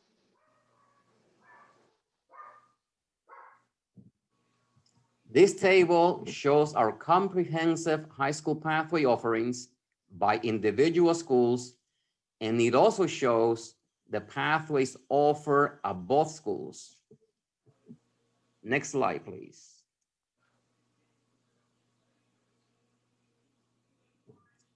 This table shows the college and high school pathways offered at the Career Academy and the 2 new pathways we added this year. Next slide, please. The state of Georgia has 17 career clusters. With the addition of the manufacturing pathway, we now offer pathways in 14 of the 17 career clusters. The list of CCSD clusters appears at the far left of the table, and you can also see where the pathway is housed by individual school. The career clusters we do not offer at CCSD are energy, architecture and construction, and finance. Next slide, please.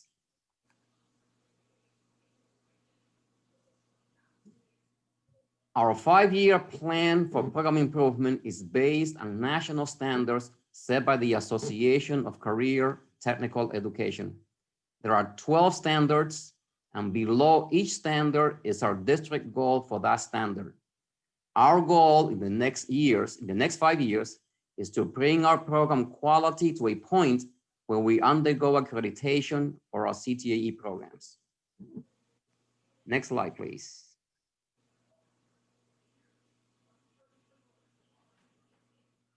And next slide.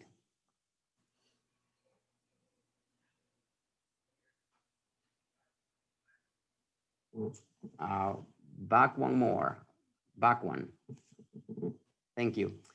Our local plan was prepared by following the mandates set by Perkins 5. We gather feedback by consulting with multiple stakeholders in small groups, by individual interviews, and by survey. We follow the guidelines developed by the Carl Vinson Institute to engage in listening sessions. We examine the 6 required areas of focus and analyze the data to come up with our overarching needs. Next slide, please.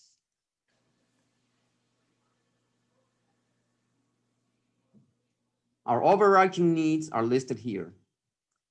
Increasing the number of industry certified programs, increasing communication, deeper integration of employability skills, and updating and developing curriculum for all our pathway courses are some of the overarching needs. Next slide, please.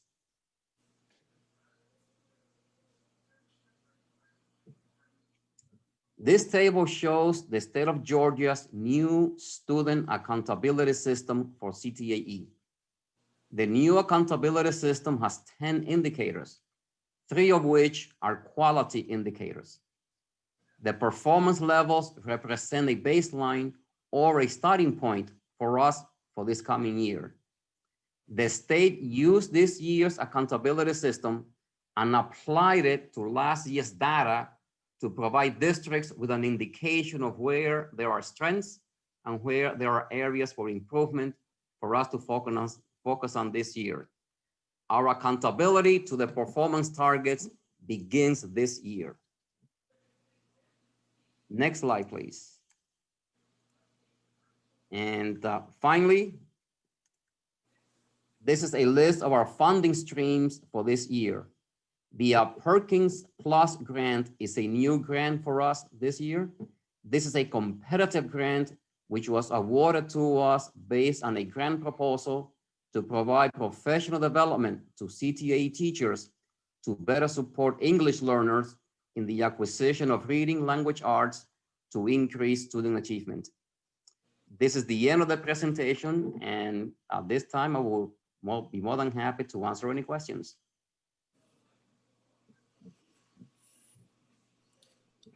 So did those objectives or the strategies for the next 5 years, that includes the grade 5 inclusion now, or that does cover the grade 5 inclusion? Yes, yes it does. How are we identifying that?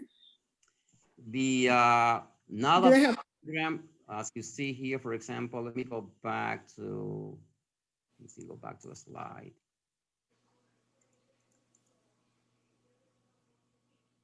Just to make sure that we know exactly what we're addressing. Are you referring to the overarching needs or to the actual 5-year strategic plan? The 5-year strategic plan. Okay, so Lisa, if you don't mind going to slide 13.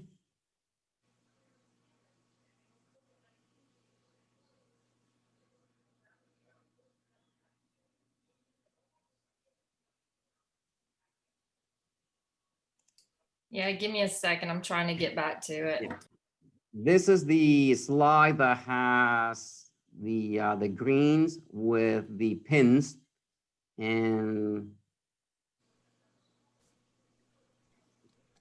the climbing, the figure climbing to reach gold.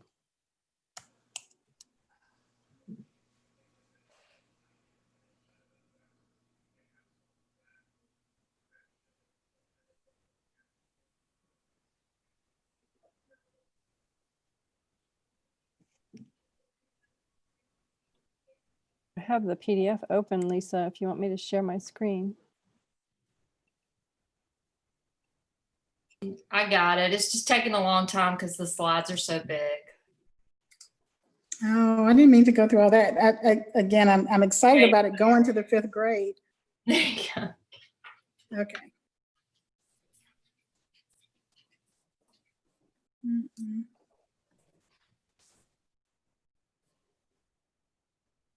Thank you, Lisa. Mhm. These are, and to your point, these are national standards for career technical education. So, Right. so they will be, these standards will apply as well to grade 5. For example, if you look at standard 6, it references access and equity. Standard 5 focuses on engaging instruction. Standard 4 is preparing effective program staff. So those standards can all be applied to students in grade 5 as well. So I kind of was thinking along the pathways and how they're aligned with career paths and something else. And so we don't even have that at that lower grade. So I was trying to make that connection to, and this is, we don't have to have this conversation now, you know, as this program matures, because it is very new, right? It's absolutely brand new this year. Okay. And to provide you a quick response to that is that normally at the elementary level, what we provide is awareness of career programs. We've already began having some conversations with the UGA's Office of Service Learning, the Know It and Grow It program, and the VISTA volunteers about how we can capitalize on our middle school VISTA volunteers and their knowledge with working with community gardens and agriculture to develop programs for grade 5 teachers and schools. And some of the ideas involve that they're working on, actually, they're working on online learning resources where they're looking at filming, videoing some lessons that they can share as a resource. One idea that we brainstormed about was, wouldn't it be a wonderful idea if some of our middle school teachers and high school teachers in our own pathways were also featured in some of those videos, featuring our programs that can also be provided to grade 5 teachers. But again, we are beginning to have those initial conversations about the type of programs that we can have in grade 5 to transition to grade 6. And one of the things that is in terms of the curriculum at grade 5, which is very applicable to career technical education, is electricity and magnetism, which is one of the areas of focus in grade 5, as well as living organisms. Okay. And if I can add to that, grade 5 is really about exposure and recruitment. And so usually we hold that into 6th grade, and then students are making those decisions in 7th grade. This allows us to expose our 5th graders to all of those things that Dr. Ramirez just said. So they're making their parents and the students are making a very informed decision. So we can start that as early as 6th grade and not lose a year or two picking a pathway. I'm happy to see you all are going in that particular route. I think I have said this before, at least including the 5th grade. Hopefully sometime in the near future, you can do actually K through 5. Reason for that, Mr. Ramirez mentioned a few minutes ago, career awareness. And the model that you build a CTAE program on would be career awareness at the elementary level, career exploration at the middle school level, and then career preparation at the high school level. Because when you look at programs of this sort, if you go back and do the research, even part of Carl Perkins' Act, the whole idea of this, that some of these young people can leave high school ready to go to work. I'm excited about the change for 5th grade. And I think, again, it starts to look like across the board. our kids are going to have a better exposure to the possibilities. And I like that. It sounds like more experiential learning is happening there. And I think that's good. That's very good. So appreciate it. Thank you. Thank you. Thank you. Love it. Thank you. Yep, I got Thank you. just Mr. Ramirez. Yes. Have we? I'm just trying. I'm looking at this slide, and I forget the number of it, but it's high school pathways, college pathways. I know that we've had some shakeouts over the years. Have we lost one of our pathways in the last couple of years? Yes, we have. We've actually, at the Career Academy, we changed the video game design. And that's a decision that was made because it was not meeting a need, a local need. While video game design is popular, it is not an industry, or it's not a pathway that leads to an immediate need in economic development in Athens. It's a different story in Atlanta, but it's not one that there's really many jobs out there for video game designers in Athens. So that pathway was changed. So is that the only one? That's the one that comes to mind that we know we made a significant change on. Okay. Thank you. You're welcome.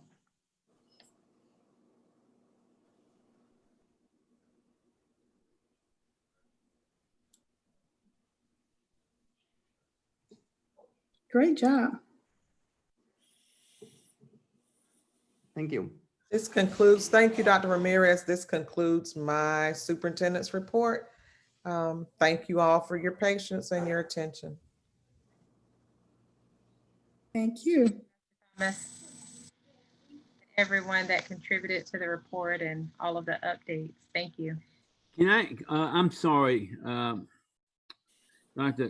Gant, can I ask Dr. Ramirez just one question about, in terms of workplace learning, or are we able to, what are we doing now currently with that piece of our CTAE programming? That's an excellent question. As a matter of fact, while we were meeting today, Wesley Melina was actually meeting virtually with a group of parents and students who are ready to go on to the work-based learning experiences.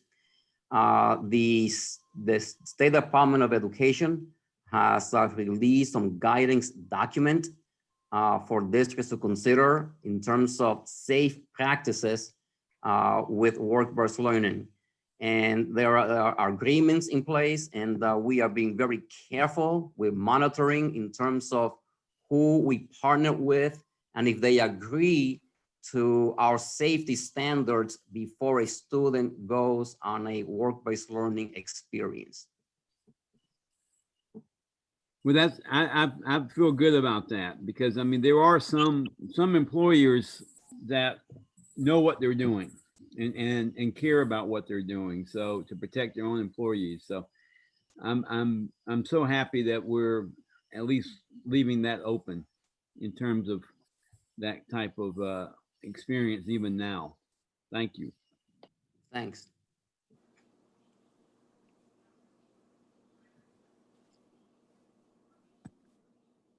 Thank you. We'll move forward with item number 7, which are our policies to be posted for public comment. Dr. Yeager, I'm going to turn the floor over to you for the items that are under number 7. Thank you, Dr. Gant. Good evening, everyone. So we have 8 policies here to be approved for posting. We're finishing up the G policies that we've been working on. We've added a few that were specifically cited in the Cognitive report as examples of old or outdated policies that needed some cleanup. So That's why it's a little bit of a mix today. I'd also like to comment that we've started the practice that we discussed previously about putting some text into these policies now in the board docs. So you can see the summary of proposed action indicating why the action is necessary. So Angelia and I and Mr. Harris tried to formulate the logic behind each of the changes or recommendations. So you can, and we tried to get these at least a day in advance so that you could review these in advance. So we can hopefully move through them quickly. And this is in anticipation of the fact that you're going to get a lot more, numerically more policies starting to come at you pretty fast. So I'm going to recommend that you try to put a little time aside for the next, ahead of the next meeting to review some of these summary of proposed actions so you can see what we're doing. Okay, so let me just work through these quickly. The GBRL policy is the employee dress code, which has gone around once already and had some public comment, and we sent it back at the last meeting to the policy committee, and we have now modified it according to the public comment and to the discussion that the board had. Again, this policy was initially revised just to add the non-discrimination clause, and we added the words professional instead of some of the other subjective language. That went through fine. And then the public comment had to do with some clarity about who had the authority to interpret the dress code. So we've modified that section near the bottom to clarify the authority, who has the authority. Basically the superintendent or her designee have the authority to interpret the dress code. So hopefully it's much clearer. There was a lot of muddly words in there that we've been able to delete.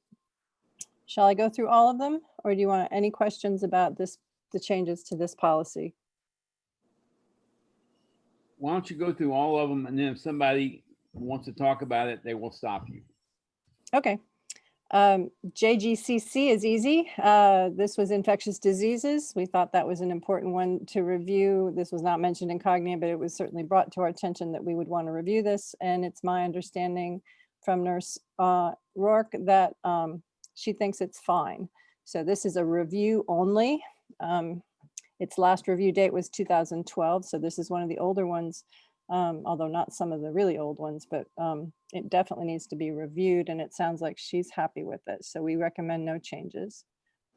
She did suggest changes to JGCC reg, adding the words measles and also COVID to the list at the bottom of diseases that we wanted to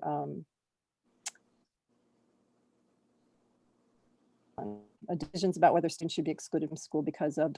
And then so we've added to things like chickenpox and impetigo and ringworm. We've added COVID and measles. Okay, 7.4 is CEA. This one was last reviewed in 1987, and we discussed it, and the wording is quite old. It's not illegal, but it's certainly not necessary, is what the legal Mr. Pruitt recommended. The state law provides guidance about the superintendent qualifications, and the charter system gives us flexibility. So we didn't want to add any qualifications. We just thought we would rescind it because we don't need it, and the state already sets the standards. So we're recommending rescinding. Yes, sir. Okay, Patricia, you're saying that you're rescinding it because of the state requirements. And I do know that PSC, the Professional Standards Commission, have certain qualifications for Yes, superintendents too. So you're saying that this is why it's being rescinded? Yeah, we don't need our own policy. Those policies are already at the state level. Gotcha. The OGCA, I think it's 22-101, contains the requirements for the position of superintendent. The charter system lets us waive those requirements, I believe, but so we may want to just let that be and waive those requirements, and certainly as we're going into hiring a new superintendent. Yeah, also I mentioned the PSC, Professional Standards Commission. Yes, sir. So you'll notice that one comes up in CB, which was our personnel ethics And this was also quite outdated language, and we now reference the PSC's Educator Code of Ethics instead of the other language.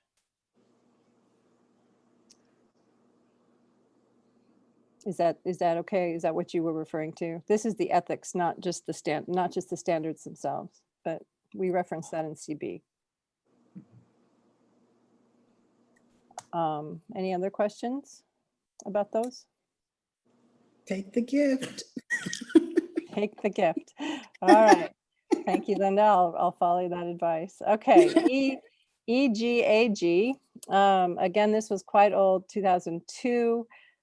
It's a legal argument why we don't need it. Primarily, it is that the unemployment laws are strictly a matter of state law. We don't have any flexibility on these laws. And so this policy was actually wrong in terms of what it said we could do with regard to unemployment. We would follow the state law. So this one is recommended to be rescinded. GCRA is classified personnel, and this one might look familiar to some of you. It's basically the one that we, wait, hang on. Yeah. This is the fitness for duty argument that we went through a few weeks ago. And it's just the other category of staff. This was, we did the certified staff before, and then this is the same exact policy for classified staff. And we've gone through the discussion about why it's not accurate anymore. It was last revised in 2007. And then the last one is GCRA 1, which is not a reg, even though it has an R and a 1 in it. It's not a reg, it's a policy.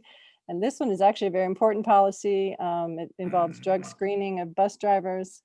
And what Mr. Pruitt recommended is that we needed to add the state law, some language required by state law. So this one was actually out of compliance with state law. So we've added the required language to the policy. And that's it. Those are the 8 we have for you this week. Are there any other questions? Good job. Thank you. Thank you, Yeager. Yes, if you think of any questions, please be sure to reach out to Dr. Yeager between now and next week, so that as we go through our meeting, we can move through those fairly quickly. Great. Hey, Dr. Yeager, agenda item 8, going to turn the floor back over to you. Okay. So this one should be pretty easy. I understand, at least as of 6 o'clock, we had no public comments on any of these policy changes. And we've been through them before, so I'll just run through them very quickly. And again, they have the explanations now under the summary of proposed action. So GAAA was the Equal Opportunity Employment Clause, which we had originally added extra discrimination issues. And this was the one where someone, public comment was to add salary, starting salary equity. And we added the words objective experience because that's how starting salaries are set. So, and that one seems to have passed muster without any more public comment. So, but adding that, again, it's just not my language. Can you tell me what objective experience assessment, is that an HR term? Yes, it is. Ms. Duke, do you want to comment on that?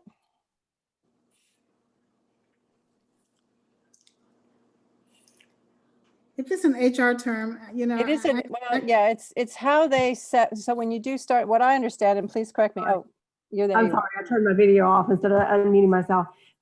This is where we assess their relevant experience for the job that they've been hired for, and we credit them with experience from other positions.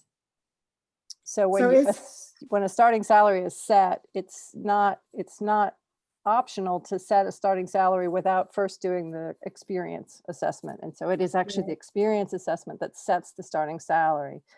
So, and of course, how you gauge someone's experience. No, that's not right. Okay, I misunderstood, Meredith. The position has been assigned a pay grade with a salary range. So if you have no experience, you know that you're going to start at that bottom step on that pay scale. But then we look at your experience to decide where we're going to place you on that pay scale if you do have any relevant experience for that position. So this is a thing. It's actually a process that's embedded in those 3 words. Yes, ma'am. Okay, thank you. I just didn't understand it. Thank you. Thanks for clarification, Linda. Okay, moving on. GAM, again, this is the one that went round twice. And this was not public comment so much as board comment midway through the process to add back some of the language we'd taken out. So again, this is where we added back the First Amendment mentioning and the anti-retaliation language. And there was no public comment on this. So GBC Reg 1, again, just reiterating what I've written up above. This was revised originally to improve the clarity regarding our minority recruitment plan for teachers and staff. Additional language about minority serving institutions was added following public comment and a discussion by the committee or by the board. GBRH is the professional personal leave and absences. This is a revision. We added the regulation, which is 8.5, which will be rescinded. So we've just taken the language. This was a case where the language was split halfway between the reg and the policy. So we've just combined them into one policy. So 8.5 is the reg that we're rescinding. 8.6 is KBCA. We've discussed this one. This is so that we can set communication norms rather than policy. So we've removed the sentence about the spokesperson for the board being the chair. And then BBC should look familiar. We've talked about this one quite a bit. This is the formation of board committees, which we've moved now to January to accommodate new board members. And it adds the sentence that Cognia recommended and that Mr. Pruitt recommended that all meetings are subject to all committee meetings are subject to Open Meetings Act. So again, these should all have been pretty familiar to you and there was no public comment. So that's the end.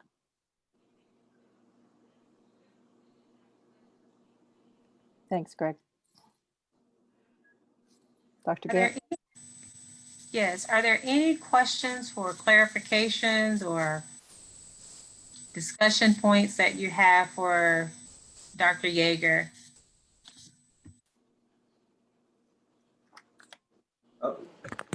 Would have a question on 7.8 regarding the drug screens. Of course, the state of Georgia has currently in place low-level medical marijuana. And I'm wondering, is it possible that policies can reflect that as well? I would defer to Mr. Pruitt on that. I believe that the language in this policy is in line with the DOT standards that are required for the CDL, but I was not part of that discussion. Mr. Pruitt, are you aware?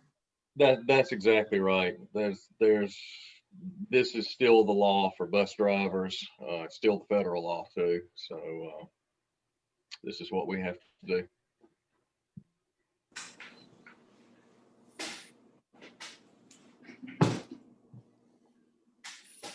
Thank you. Mr. Stevens, did that answer your question?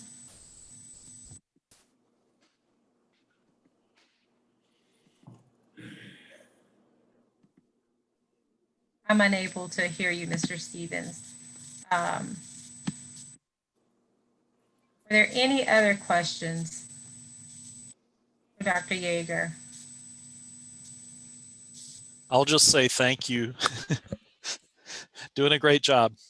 Thank you. And you're not going to thank me next month because there's going to be a big pile that you're going to have to approve.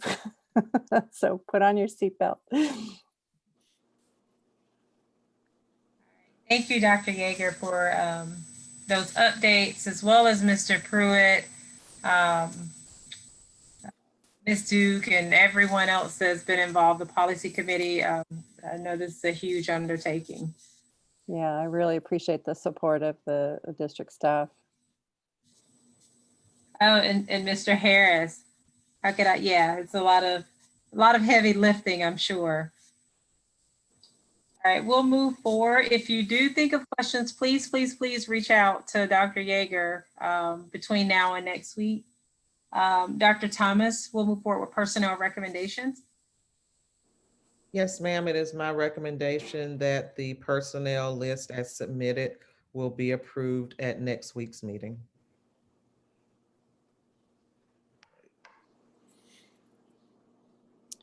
Thank you, Dr. Thomas. Were there any questions from others? I just wanted to congratulate Ms. Duke. Yes. Thank you. Started working here when I was 19. Can you believe it? 30 years. Well, Lynn Duke, congratulations from me and welcome to our club. You don't have to pay any dues. They pay you, the teacher retirement system. Thank you, sir. What I miss? Ms. Duke's name is on the list of people that are retiring. You've got I thought I read that very carefully. Okay, then we'll have to vote that down next week. Okay, thank you. You've got to put up with me for the end of January, though, so it's a little bit. It's exciting, an exciting time. Mhm. All right. I am going to read that list again. Goodness, I missed that. I don't know how I did, but okay. So we'll move forward with item number 10, and this is our consent agenda. And so I'll just simply go through each item, and if any one person feels like it needs to be pulled off, just please say that, and that way we can make a note and have that item pulled off, or if there are questions about it. Item 10.1, the work session minutes from August 6th. Approve. Consent. All right. 10.2, our August 13th board meeting minutes. Consent. Consent. Yeah, Item- they were correct. Oh. Yeah, there had been an error, but they were corrected. No, it was the 18th. I'm sorry. Yeah. Okay. We're on 10.3 now, right? Did I skip one? Yes. No, you're on 10.3. Okay. 10.3 is consent. Yes. Yeah. Yes. Okay. What about 10.4? That's the amendment to the FY21 budget. Consent. Consent. Mm-hmm. 10.5, the one-year extension to the charter contract. Consent. Yes. I'm sorry, did I hear a person request to pull that item? Yes, ma'am. Okay. So Mr. Stevens, so that will come off of consent. Mr. Stevens, do you have any questions for that could be addressed tonight, or would you prefer to reach out to the Dr. Thomas and the board and share those questions between now and next week? Yes, ma'am. I'd rather do that because I would have to go a little deep there. I apologize. Mm-hmm. That's a So good one. item 10.5 is being moved from consent. Okay. Item 10.6. Consent. Can I suggest that we add the September date to the list, since that was an error? So we have it on there for posterity's sake. Yeah. 10.6. Yeah, we may want to remove this just simply because we have some other tweaking to do before now and next week. But we also have the October date too. Mm-hmm. So yeah, I think we need to have it totally complete.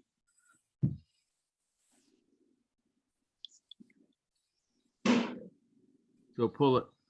Yeah. Oh, I just noticed something about that. I think that there are a couple of months that are wrong there. They say Yeah. July, but I think they're supposed to be August. Yeah, there's some funky things in it. Okay. I agree. we'll go back and take a look at it because that means it was likely an error on my part inside of the original document, but we'll make those updates, but we can go ahead and pull it from consent. Okay, so 10.6 is going to be pulled from consent. 10.7. Consent. Yes, consent. All right. And 10.8. Consent. Consent.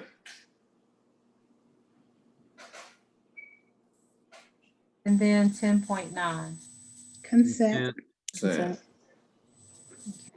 And so 11.1 consent as well. and